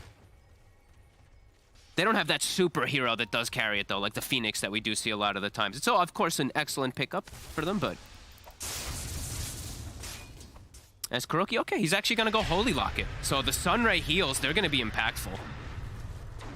Been seeing a lot more of these pickups on these, and just like everybody, actually. Holy Lock it overall is just becoming a lot more popular. No, I like it this game when you have that beefy core, right? That you are just looking to just buff up completely. I mean, if Kuro is able to find an angle to sit back and just fully Sunray up, RTW, good luck trying to kill the Spectre. Even just the wand charges that you can pump into him too. Spectre is a hero that does use quite a lot of mana with your constant dagger spam is GH. Oh. The Yules. He's able to get the Shadow Realm up, but he's pushed back into the root. He'll manage to root them himself. I got the arrows flying through from Topson. GH is looking to get the fear off. He gets it on the turn. He's going to live. Oh my goodness. GH is away. They can't even kill the Willow. That's gotta hurt. They need these kills, OG. They're just slipping further and further behind against this Spectre lineup. And Mind Control, he's got Ags. So we've got that global root coming into play too that can be quite problematic. Ags on the Prophet, Echo Saber done on Miracle, so his combo now gonna have that additional punch to it. And ILTW, Blade Mail plus Manta already finished up, queuing up that Diffusal immediately afterwards. This game feels super hard for OG to win any team fights. They can get small pickoffs perhaps with the Drow, but fighting overall just feels quite impossible. N0tail. He's just burning. I mean, he tries to go for a poke onto Kuroki. He's just dead. He can't mess around with the Phoenix. Oh, and they find Ana as well. And it's an Ancient stack on top. Oh, no. That ain't great here for OG. And they have Manta, so they can go into Roche. There's no jug for 35. Looks like Topson will still be able to clean up the bigger of the Ancients, but they're going to get a Roche for it, so... They are with 2 members down on OG, and even when OG has the full team up right now, they are still struggling to fight Nigma as a team. This is one of the... Nigma's just playing the most aggressive I feel like I've seen all season. They're going to try and start things onto Miracle. Miracle's going to have backup. He can just stand his ground and drop the combo onto Saxa. The Supernova coming out. Seb's got to back away. He's going to pop the ult. He's trapped in the Sprout. Have they got the damage? They do. Seb's not getting out of this. And Seb and Saxa will fall. Miracle is ready to look for more. Jumps in on Topson. Topson able to push the back with the 4-man gust. Turns towards the Tiny. They'll bring down Miracle, but Topson's going to die for this as ILTW stays on top of him. N0tail trying to bring down GH, but GH back into the Shadow Realm. He's away. ILTW will dagger into the trees to keep himself safe. Mind Control. RTW's ready to go back in. He's looking for N0tail, but the healing ward's out. So a lot of sustain and heal here for N0tail. RTW alone will not have the damage to get this kill. They do get the one. They prevent the Roche from being finished. It cost them a buyback, Seb. It does cost them a buyback, and they do lose the cores anyway, so costly. I mean, Roche, they're going to be able to go back into the Roche. If they can get it themselves here, okay, then the buyback is going to feel pretty good if they can secure this. But GH waiting at the side. He has got the fear. He does. So he's ready to mess with them. They're going to have to spin, but that means that they don't have the damage That's to bring it down. That's an early spin. Yep. Yeah, he's got to be careful now. Yep, Miracle back up. Wrath of Nature back online too with that Aghanims cooldown. Everybody to the pit here right now. Yep. And Kuroki, he's got the 20 Holy Locket charges, so he can pump up, and then he's got that increased heal, of course. Egg is on cooldown, but still very difficult for OG to walk right in. Ana really wants to get this Roche done. They're scouting nicely with the rockets, at least onto the high ground. ILTW shows face for a second. Starting to work on it. They're trying to take it here, OG. Healing Ward's down, Miracle's in straight away with the jump onto Anna. Anna's able to get the play through off in time. Sunray's coming in though, out to the side with the healing ward. Anna has to run. He's very low right now. ILTW is standing in the Roche, but he's trying to finish Roche. Can he do so in time? Dive will get the kill, but Thompson's able to snatch the Aegis as Thompson picks it up, takes down ILTW, and over to the side, Mind Control is getting run down, blocked off by Seb as OG. They won't get the kill on Roche, but they get what matters. Thompson grabs the Aegis, and they'll take the team fight around the pit. It feels like if they don't get that Aegis, the game is probably just over very soon. If Spectre has a second life there. Yeah. So it's very fortunate that they do get for themselves, and they get some big kills on all 3 cores being brought down here. Do lose Ana again, though. He is continuing to just struggle and struggle in this game. Well, I think, as you said, a lot on this. At the moment, really, you're looking to Thompson to be the carry here as the Drought. Yep. See what he can do here for the team. They're respawning. They have Egg. It's level 2 as well. Seb, starting to burn. Remember the combo. It's tanky, though. Miracle. They're going to try and go for Miracle. ILTW's in on Thompson. He's straight away forcing back the Drow. Seb, he's going to look to try and take them out of here with the Rift. He's up in the air. He's not going to be able to take Saxon back, but he will manage to take home Thompson. Ooh, GH tried for a big play there. Using the Underlord, then trying to fear Thompson to pull him away from it. Almost gets it successfully, but... That's some big brain stuff. Yeah, that was actually so big brain when I saw it. I was like, wow, that's actually pretty cool, but doesn't actually connect with it. And now OG, they didn't go back that far. They are looking to still continue trying to fight. Since Egg is down and Haunt is down, and they still have this Aegis. No, Thompson's going to feel very strong right now with that second life. They have Omni Slash ready to go, OG. Still playing from behind here, down 10 to 24, 6k lead for Nigma. But they're making sure that Nigma doesn't grow any further. Yeah, they keep getting on top of Miracle. This time, though, Hastrun, and he does have Kuroki behind him. Kuro also picking up the Shard. Didn't get to point that out quickly as we did hit 20 minutes. The Sunray during that Egg, very potent. GH. And Sax is looking for this. It's hunting him. What? He's got him. He's in. Realm TP. Doesn't go for it. And he'll get brought down. Thompson will be happy with that. Able to walk over, claim the kill for himself. And now they will at least have some better forms of catch and better forms of initiation. Also on OG as Seb, he's got his Atos. Very good item, especially versus that Tiny. Gonna be quite effective. Oh, we'll see Thompson has, they did the full Hurricane Pike, so he himself, a lot more ways to slide around the team fights. They've slowed down the game quite nicely here. They have. Spectre. 4k lead now for Nigma. It is beginning to dwindle. Still scary, as the Spectre is massive. And once he does get the Fusel, it's easier for him to stick on these targets, in particular the Drow, because he can cast that slow when he is gusted anyway, so he can just stick on top of Drow inside of these fights. As Nigma's looking to fight.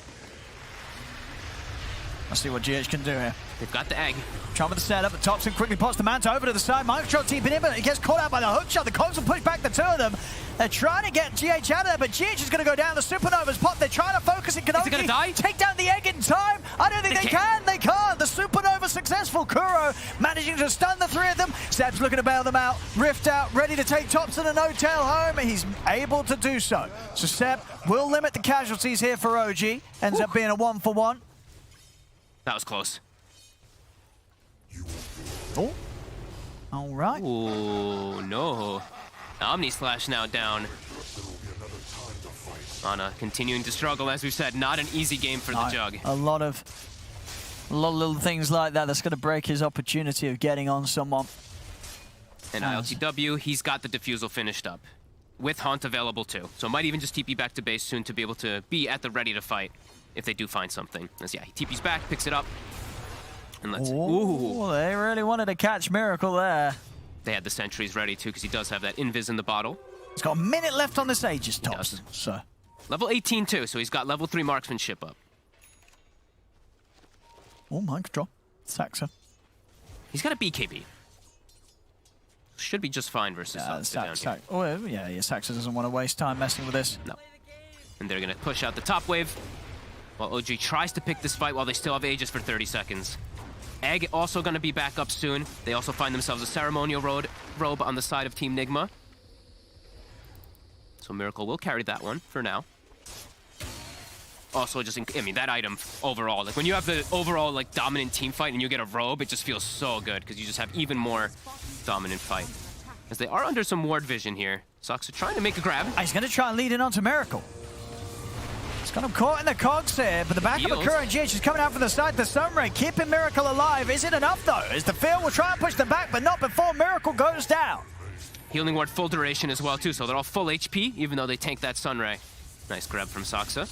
No Force Staves being picked up. Important to point out on the side of Team Nigma, not just yet. Yules on the Dark Willow, just more greedy items coming out from the two supports. So these hook shots will be effective on this Tiny in most situations. Dire's middle tower has fallen.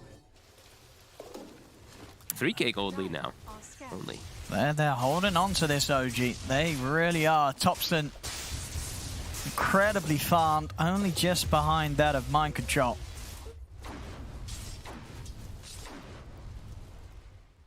That's Seb. Beginning the AC next, looking to move into the Ags after.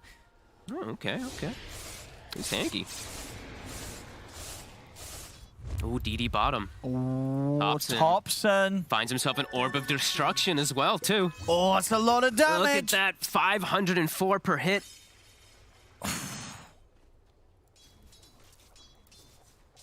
Mind Control. He's just hiding for now. They're not going to search any further down here. Whoever Thompson finds. No tell will find. Oh, they see each other for a second. Yep.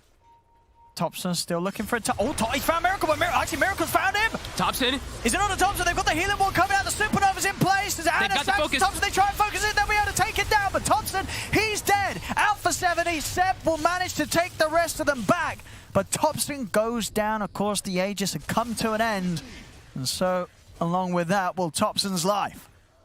Such quick plays coming out, too. They instantly try to rift him out of there, but not quite able to. They bring down the egg, though. Very quick focus fire every single time here. The Jug, the Drow, very effective to be able to do that. But Nigma, they do get that initiation to be able to get Thompson. Ana. Have to be a little careful.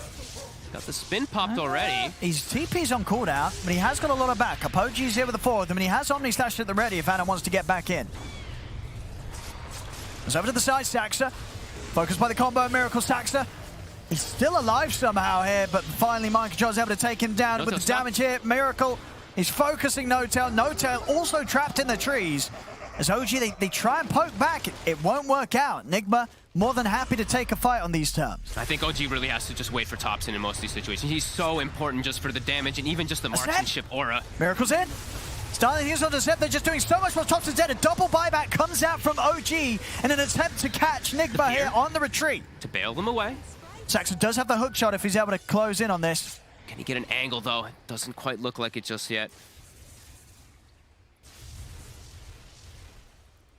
That's 2 buybacks there, forced out. And nothing to be lost because of it on Nigma. They get everybody out in time. And these buybacks, it's usually very crucial to save them for these big Roshan engagements. That does mean OG's not going to have them. If these 2 heroes go in first and they die, they won't be able to come back into the fight. It's very important because that's where the next fight's very likely to kick off, as the ultis on Team Nigma will be coming back up shortly. 30 on Spectre, 15 on the Nature's Prophet. So definitely going to see some warding in the area from both sides very soon.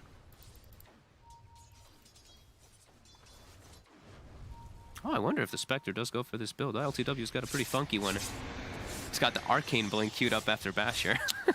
I wonder if he does go for it. I like That'd be the first time I've ever seen something like that. But if he's going Arcane, I want to see him get Ags as well, I'll be honest. I mean, I would really much so prefer just a Scotty in this lineup versus a Jug versus a Drow. So effective. Think about it. Think about it. The cooldown, and the style points. You know, everyone's trying to do something different. Everyone wants to be a trendsetter, especially out of these 2 teams. You know it. These players like to bring something new to the table. Ana just getting diffused up for some harass. Nigma has everything available for themselves right now.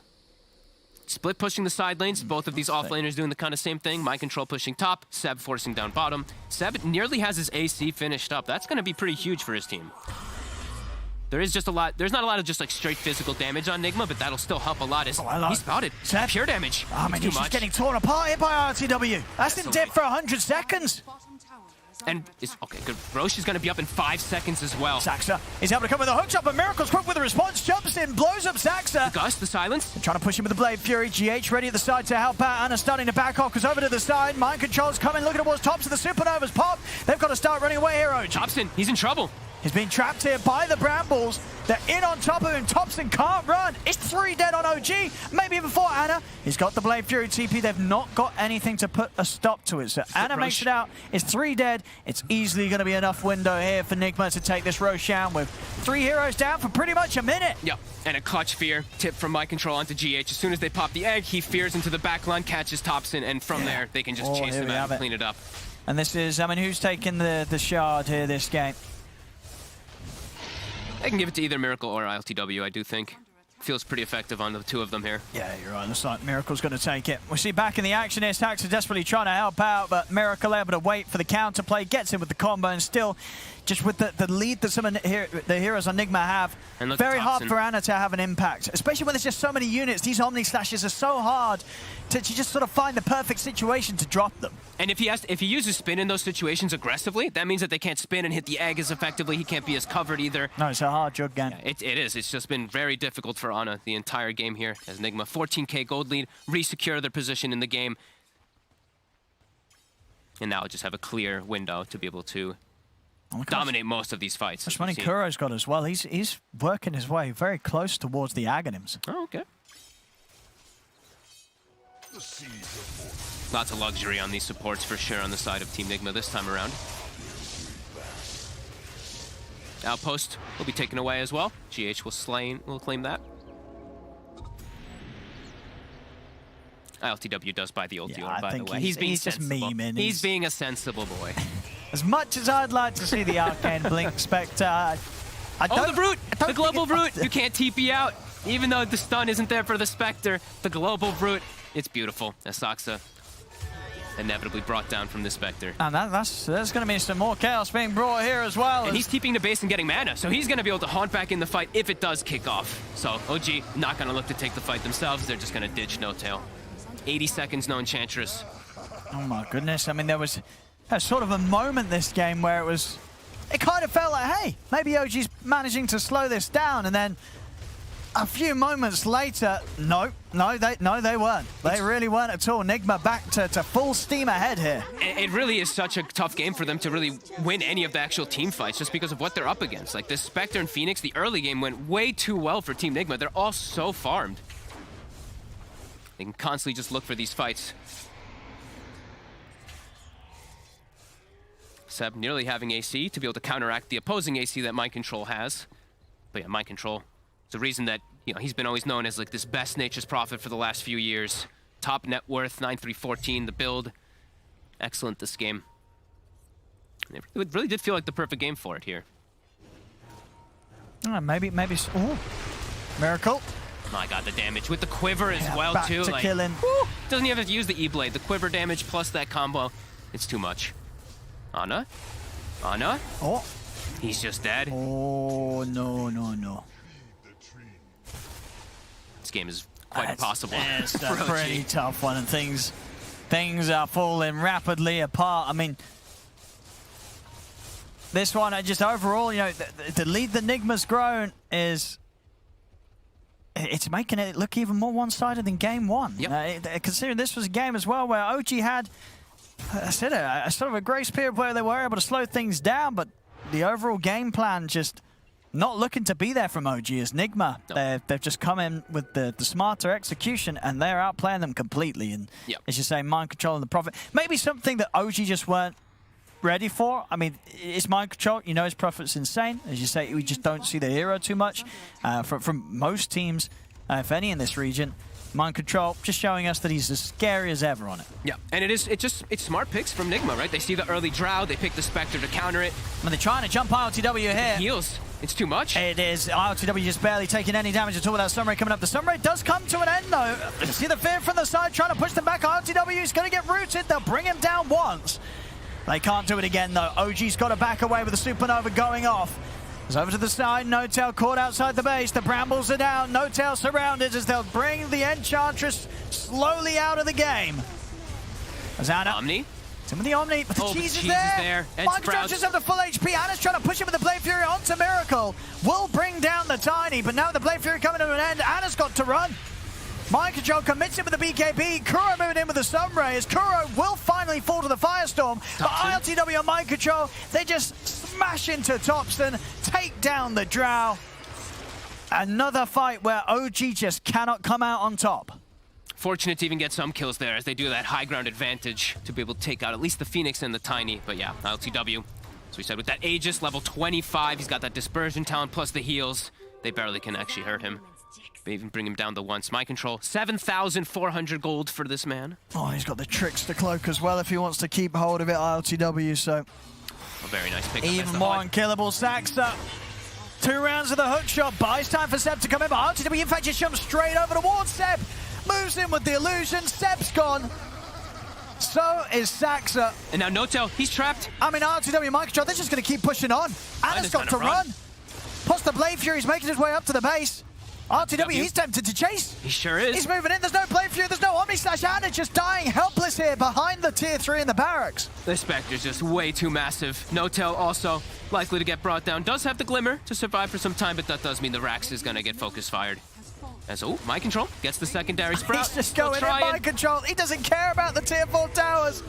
Oh, BKB. He's fine. BKB and a walk. He's ready to take Seb as well. Oh, he's just dead. Oh my goodness. That was a buyback into an instant death, and they're going to get healed and up Mind from the Control's stun out.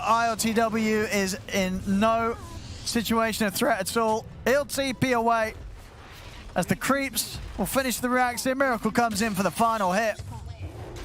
Hook shot. Oh, beautiful. He's caught Kuro Saxa. Can they get the kill, though? I The don't Brute, think he's they stuck can. in place, and he cannot chase forward. Seb may have been tanky for some time, but versus this pure damage, Desolate just rips right through him. ILTW just having a fantastic series on the carry. Yeah. Both games, TB, and then this one, the Spectre, feels like he's getting even more involved this time around, and there he has it. He's found the illusion escape for himself. So oh, baby. His threat at the Spectre's going to be even bigger if he wants to hold on to that one.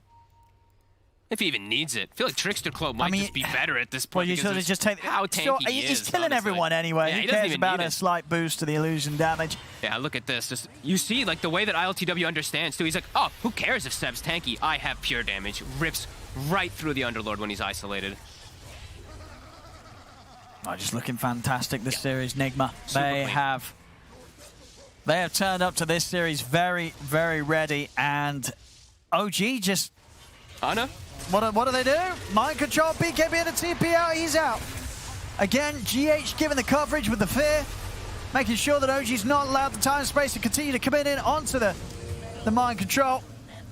Saxa will die again. 14 deaths. No, level 27. 27. Trickster Cloak as well, providing all this And evasion. Miracle's in. He's found the Avalanche. Mind Control ready to jump forward to the front lines as well as RTW. They take down Notel. Anna's trying to spin his way out with the Blade Fury, but the damage is too much with the physical. They take down Anna, take down Saxa. The G's are going to get dropped. I mean, it's getting dangerously close to the fountain here now. Omni Slash, again, just doing nothing at this stage of the game as it's a dieback from Anna. Seb, he's going to try and rift himself out of the server. Only makes it as far as the fountain as everybody's dead. GG is called. Woo. Another rough one here for OG as Nigma have just a beautiful series. Both games, Team Nigma looking perfect. They are, and it's really crazy to say. It's 50 kills on the team with a Spectre. The team with the Drow Jug only gets 17. Can't actually dictate the pace at all. Nigma just on another level today. They hit their stride, super early aggression. Everybody on point working so well together. OG falling apart to this aggression. A tough series. A lot of deaths were had this series. Poor old Saxa. I think Saxa ended up dying 31 times in these two games. Not an easy game for him to play. And as Nigma, they were just making moves. I mean, the maximum deaths you're seeing on Nigma is like 5 on GH, 5 on Miracle. It's just nothing in comparison because of... I mean, is this just for you when you look at this game? Well, what is it that's just allowed Nigma to pop off even harder than what we saw in game 1? They've got some really good counter picks, that's for sure. Like the Spectre versus that Drow. We see the damage just being able to shred versus Underlord. Or even though there's Atrophy Aura, Spectre doesn't care about that in later stages. The Desolate is just piercing right through it. They also have just like this clockwork. The game is not easy for him. We see these Treants being difficult. We see the Shadow Realm being difficult. An Egg comes out. There's not a lot of easy targets for OG to actually go for. And Nigma, they just dictate the pace super quick with this first pick Tiny. It's a problem for teams. I think they're going to have to watch out for this. I think so. You know, there's no doubt about it now after this series. Miracle Tiny. You've got to be very prepared for that if you're coming into a series against Nigma, as both times coming out early and having just an insane time. Yep. But there we go. Nigma just really in tune with one another today as they have a fantastic 2 games here. Beautiful stuff from them as they'll take the series 2-0 against OG. A crisp performance for Team Nigma here indeed as they take the victory very convincingly. We're going to talk about the game and talk to one of the winners after the break.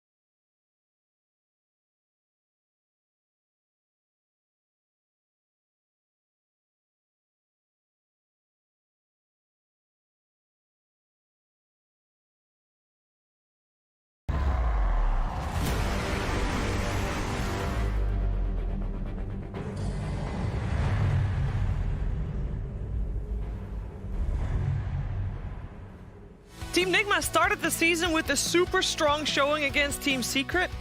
And after that, we never really saw the same type of amount of speed and pressure in the play that we've seen from the series that they played. But hey, they're back. This series, this game, this whole series, Team Nigma on fire. They just never got their foot off the pedal, and OG felt it. And they don't live to tell the tale. Yeah, this game was... No, please go ahead. Put some respect on my boy Mind Control. There we go. That's what I wanted to hear. Yes. This was the best I've seen this team play all season long. Yep. Like, really across both seasons. This was quality Dota 2 gameplay, and they made the TI champs look like a tier 2 team. Yeah, it helps this formula. When you put Miracle on a less farm-intensive hero, it unlocks the farm distribution that Mind Control, surprisingly, if he's giving a bit of space and farm, he can do work in a game. Yep. Darkseid game 1, Nature Prophet game 2. In this game, he had like 800 GPM on Fury. The lanes did not go well. OG won all 3 of them, but the pace, it's like 6 to 8 minutes in, suddenly it's like, wait, there's 3-4 heroes mid. I'm watching ganks happen. Like Thompson said, there's 5 heroes mid. Like this is the we're going to run at you lineup that I feel like Kuro has sort of been engineering his team into the style of since they lost that series at TI9. I mean, it is working out beautifully as well. You saw the speed coming out with this Spectre lineup. That is not something that you see every day. Yeah, I think, again, it's props to Mind Control once again, because it's his kind of collapsing into mid, pressuring the Drow, the classic TP in, ranged mid hero, there you go, can't deal with that pressure. It unlocks you to continuously fight. And then when you have a hero that has big cooldowns, you make sure that when you use Haunt, it's a big win. And then all the skirmishes after, you forget that Haunt's on cooldown because you're still winning these fights. Can't forget the man of the match as well. 2 games in a row. Early pick Tiny, Miracle performs. Like, the man was everywhere. You can't really fault him. Definitely trying to etch his name onto the Mount Rushmore of Tiny players. It's certainly there. Is he the best in the world on ISO? Some people saying, but what about Limp? I mean, look, you know, Limp's on top of the group stage. All right, let's not get ahead of ourselves too quick. 1v1 mid. Tiny, that's what we need. That is Miracle definitely actually what we need. Although, to be fair, they both shine most after the laning stage. No, yeah, I was saying that would not validate their performance in any way. No, but for simplicity, but it would be fun to watch. Exactly, I'd watch it for sure. Something I also would watch is Purge breaking down the Juggernaut play. Thank you, Sheever. Yeah, Juggernaut had a bit of a rough game here. We're a little bit past 10 minutes, and he's just hit level 6. So, Anna, despite having sort of an okay laning stage, his net worth was behind, and his levels were behind because the Nature's Prophet pressured him so well. And it kind of led to this typical OG mentality where they want to fight a lot, but they just had so many tools to deal with Healing Ward, and he always felt that he wanted to back up his team, but because everybody was a little under level, their oomph was not quite there. In this example, Luke gets his attack speed lowered, the egg comes out, he uses Omni Slash, it doesn't quite last long enough, he gets cleaned up here. And I wanted to show you how much they ran at him consistently. Almost every single time Anna is in a lane, Mind Control teleports to him, and that it like really shows how important it was for Mind Control to be ahead of him in net worth. Because if it goes the other way, what ends up happening is Juggernaut just tries to pressure or kills Mind Control instead. So Mind Control winning the lane, and they get a net worth advantage, and being at the top for the majority of the game, he's so far ahead of Juggernaut. It just means that every time he gets to pressure him, and the threat is there from Haunt as well. In this case, Anna running back from that previous TP. Now he gets the pressure out the mid lane. Then his team's fighting over here, so he grabs an Invis rune, and then he's like, well, I guess I'll go grab a bounty rune. And then he moves over here. He can't Omni Slash Miracle. He's too far behind. Then he runs over here. Finally hits some creeps. Look, Mind Control says, well, I was jungling, but now I'm just going to run at Anna again. Once again, forcing him out of lane. They just continuously put the pressure on him due to the fact that he was behind. And then here comes this great gank with the Grove Bow amplifying the magic damage. He gets killed time and time again. He had a really, really tough one. And then if we jump to the middle of this clip here, here's that big Roche fight where OG finally caught back up. But Jug's struggling so hard here. He's getting Healing Ward, but he has to run for his life. And get out your magnifying glasses, guys.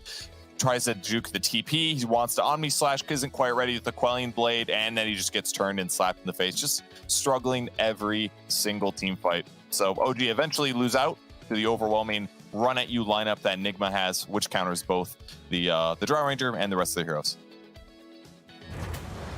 A lot of pressure applied by Team Nigma on all fronts, but maybe one front more than other fronts. I'm talking about the Nature's Prophet, and with that, the Nature's Prophet player, Mind Control. Hey, Mind Control, congratulations on the series.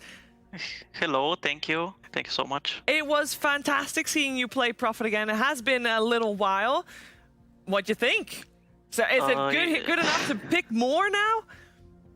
It feels great to play this hero. I was a bit lacking practice on it. I don't play him much lately, but it feels really good to play him again. Yeah, we could tell you were a little rusty. This was your first profit of the season. Obviously, you only have one series to go, but you think we're going to see more profit out of you? Yeah, you definitely will see more, unless they ban it every game. Let's hope not. Yeah. I'll make Bulldog proud again. Oh yeah, I I mean, so. performance was great. The speed at which you guys played at was really impressive this series as well. What allowed you to be so dominant in the whole series, just in general, like as a team? It was Miracle's Tiny, definitely. For me, he was the MVP these 2 games. He carried us, so we could run over them like this. Teamwork makes the dream work. I'll tell you that. Congratulations on the win. So my question is, the format for this DPC only allows you to play each team once. This performance today, it just felt so dominant. Do you feel if you have to play the teams again, would you actually be, you know, one of the front runners, like potentially like a first place team in this division? I'm sorry, I didn't hear it. Can you repeat? Yeah, no worries, no worries. So the format for DPC, you only play teams once. Do you think if you played everyone again, the results would be much more favored towards you? Do you think you're playing a lot better now? Yeah, we definitely improved from the first series we played. I think we could beat Alliance in the series we played. It was very close. Mm-hmm. So we could be first place, but you know, maybe we would lose to someone else. So okay. I'm not 100% sure. Okay, that's fair enough. Yep. Well, I'm glad you're staying humble, but you were my MVP. Don't give Miracle enough. Like, he gets enough credit from the fans. All right, you got to take a little bit for yourself. Your profit was legendary. I got a question regarding the major and looking ahead at TI. So you've got Alliance and Secret probably qualified on points. Then it's you, Liquid, and OG. Whoever of you go to the major, you're going to need to place very high to get a direct invite. Do you feel any extra pressure, like you're kind of trying to carry the region on your back? Because otherwise, you're going to be in a scenario, perhaps, where those 3 teams, you're going to be playing for one spot in a TI qualifier. There is a little bit pressure, but not really, because I already played like 4 TI, sorry. So there is no pressure for me. I don't think for my teammates either. I think we feel pretty confident of doing it, but even if we have to play the TI qualifier, we're gonna go and we're gonna play it. We're gonna be confident. Okay, cool. And I guess I'd ask also then about you and your team right now. You know, you've played with Kuro and the guys for a really long time. How do you feel like your performance as a team in both this series and maybe some recent scrims matches up to your historic performances like TI7, TI8, TI9? Are you at the same level yet with LTW? I would say we're close to the TI9 kind of stability, you know, except for the final. So that's how it feels to me in terms of level. Yeah, I think TI9. Of course, TI7 was our peak, but I think TI9 right now, I think we need to work on some stuff to get to the highest level that we can do. Mind Control, I have an insight question for you. I would love to have your insight on a series that we have on Wednesday. OG versus Team Liquid. You faced both already. Who do you favor? It's really hard to say. They're both really good. I would give the edge to Liquid because they seem really sharp lately. I think they're really good lately. But OG is also really good, so I give 60-40 for Liquid. Okay. I appreciate that. Thank you, Mind Control. Congratulations again on the series, of course, and good luck in your last series on the Tuesday, I believe, against Tundra. And I will talk to you again another time. Thank you so much. Thank Congrats. you. Yeah, Team Nigma, they actually looked so on fire today. Extra credit to ILTW, because of course, ILTW is playing against a team that picked him up at some point. And then when Anna came back, it's like, out. Yeah, and he I gotta came say, back, he crushed them. It does. You can kind of feel the. Sorry. You can feel. Fine, yeah, you do you. You guys are so distracting sometimes. You can feel that Anna hasn't been playing that much. He said in the interview he didn't play any Dota. I really feel like you can tell.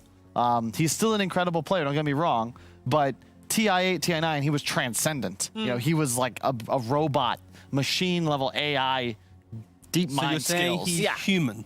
Yes. ILTW really looks like he just has meshed with this team now. Like, Is he a robot? I mean, with the amount of games he plays, I'd say yes. He is a pub fiend. He's an absolute fiend. That is, he's probably going to play like 13 after this one. That's, He's like, okay, it's 11 p.m. Hit the pub. Next official is Tuesday, so I can play till Sunday. that's this whole team. I'll never forget. I think it was Epicenter, either 2017 or 2018. At the time, they were Liquid. Nigma won the series, won the finals, and I saw him saying, like, "Hey, what you gonna do?" He's like, "I'm gonna go play some pubs." Guess who was the As first the one lane back on the winner. pubs after he won TI? Mind Control. Yeah. As well. He was taking 1 day to travel back home, I think, and then it's like, Yeah. back on the pubs, back on the That's- grind. That is what is beautiful about Dota, Yeah. is that at the end of the day, we all just love the game. Somehow it stayed fresh and enjoyable. None of us play any other games. You Is play it? Underlords, though, to be fair, Kyle. I'm going to call you out there. I'm not going to let it's you because- bandwagon this Dota thing. Sorry, I just thought this would be a good That was intervention. uncalled for. This was At a least great, I'm not spending my time playing League of Legends. I'm T. not- Governor. Check his history. A lot. David, of, a come lot here, of League David. of Legends. The talent manager is throwing me under the bus. Check his Discord. You'll see him. Always That is the playing League. talent manager playing on my PC. I am not playing League of Legends. Prove He it. is playing Underlords. Do not make this about me, Carl. This is about got you. them. This is your Okay, intervention. guys, we're Good going to have night. to call this quits here. Did we already look at the standings? I don't think so. No, we I think didn't. we should, because it's looking pretty spicy. And with Oof. Team Nigma Oof. winning, they are now 4-2, so they are tied with Team Liquid. Both of the teams still have one series, but obviously Team Nigma is facing This- Tundra, Team Liquid is facing OG, and yes, there is definitely gonna be a tie, right? Yeah. Well, okay. Yeah. So Guaranteed tie. Liquid play OG. Liquid Yeah. win. They're through.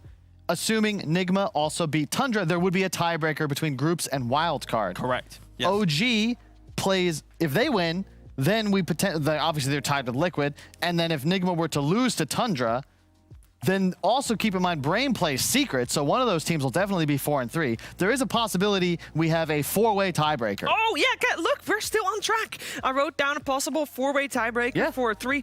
Yeah, it's still on track. We have Nigma beating OG, check mark. The other things that need to happen is OG beating Liquid and Tundra beating Nigma, and then we got a lot of exciting We got a stuff, meaty don't we? one. Oh, we do. Beautiful. It is crazy that with only 3 series left to go, there are still so many possibilities for so many teams. Yeah. There's just 2 teams that are...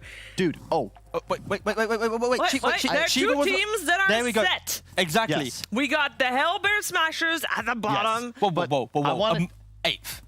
At the bottom. 8th. Yeah. And as you were saying, 8th. And Hold. that thing right there that doesn't have a light on it right now, But that is we'll- our trophy for the #1 place. go, Look at that. bam. Would you see what color that is? that's green. You know That's why? green. You know why? You know why? You know why? You know why? Say the game name again. Because Alliance there- won Sorry. the groups. There we go. Guaranteed. They are guaranteed playoffs at the major, and I think also with the amount of points, they are 99% guaranteed TI. And Shiva, if we keep talking about 99.994. Alliance, then Kyle's point that he's so eager to make and tap in the desk, he cannot make until now. Go! Oh, just about the importance of the qualifiers. It's not just the points you get from the DPC. It's 300 for second, 200, 100. But keep in mind, the wild card, I don't know if you guys have been following other regions, it is looking spicy. You have a potential where between Secret, Nigma, OG, Liquid, 2 of those teams are in wild card with PSG LGD, possibly IG or Elephant from China, Fnatic or TNC from Southeast Asia, and Na'Vi from CIS. 2 of those 6 teams would advance, which is absurd. And if you don't advance as a European team in the wild card, and then go through the group stage, and then go through the bracket, you're playing TI qualifiers. There's a very real chance that only Alliance and Secret are qualified to TI on points. And then 1 extra person, 1 extra team. We and run it's this gonna be OG, tiebreaker. Yeah, Nigma. 1v9, yep. Yep. Yeah. No, it is super Beautiful. spicy. And you know what? The wildcards of previous major, obviously, normally 2 teams advance from the wildcards. Previous major, a little bit of a luck, where there were 3 teams advancing from the wildcards. And also that did mean in the group stage only 1 team went out, but unfortunately... Yes, and there's 2 teams going out normally as well. Very exciting stuff. Exciting stuff has to come to an end for today, though, because that was everything for this Saturday of Dota 2. We will be back on the Monday with the Lower Division Series. We got some Hippomaniacs action. They'll take on the Ghost Frogs. And we do have everything set in stone for the lower division already, Yeah, right? so T? unfortunately for the lower division, Hippomaniacs are basically your smashers of the upper division. They are out, they are gone, they are 8th in with no wins. And for Ghost Rogues, they are already 3-3, tied for like a 3rd place with Into the Breach. And she's gonna have the other answer. Oh, it's the other team, the No, Bald. Yeah. Yeah. Let's go! So they're actually they're tied up with the stream team. Yeah. You saying no bounty hunter, they're actually going to be potentially eliminated if Yeah, they lose no to chicken bounty hunter has fighters. to face chicken fighters for the elimination. Exciting! True. Oh my god! Oh, dude, hundreds. Yeah, there you go. Go on, Carl. What do you want to say, buddy? Want to say goodnight? Get out of here. What are you doing to me? All right, guys, it has been a great time. Thank you so much for tuning in. We'll see you back again on Monday. Don't forget, tomorrow is going to be a great day for the Eastern European region as well. I'm sure you know where to go for that one, but we will see you here back on Monday for more Dream League Season 15 powered by Intel.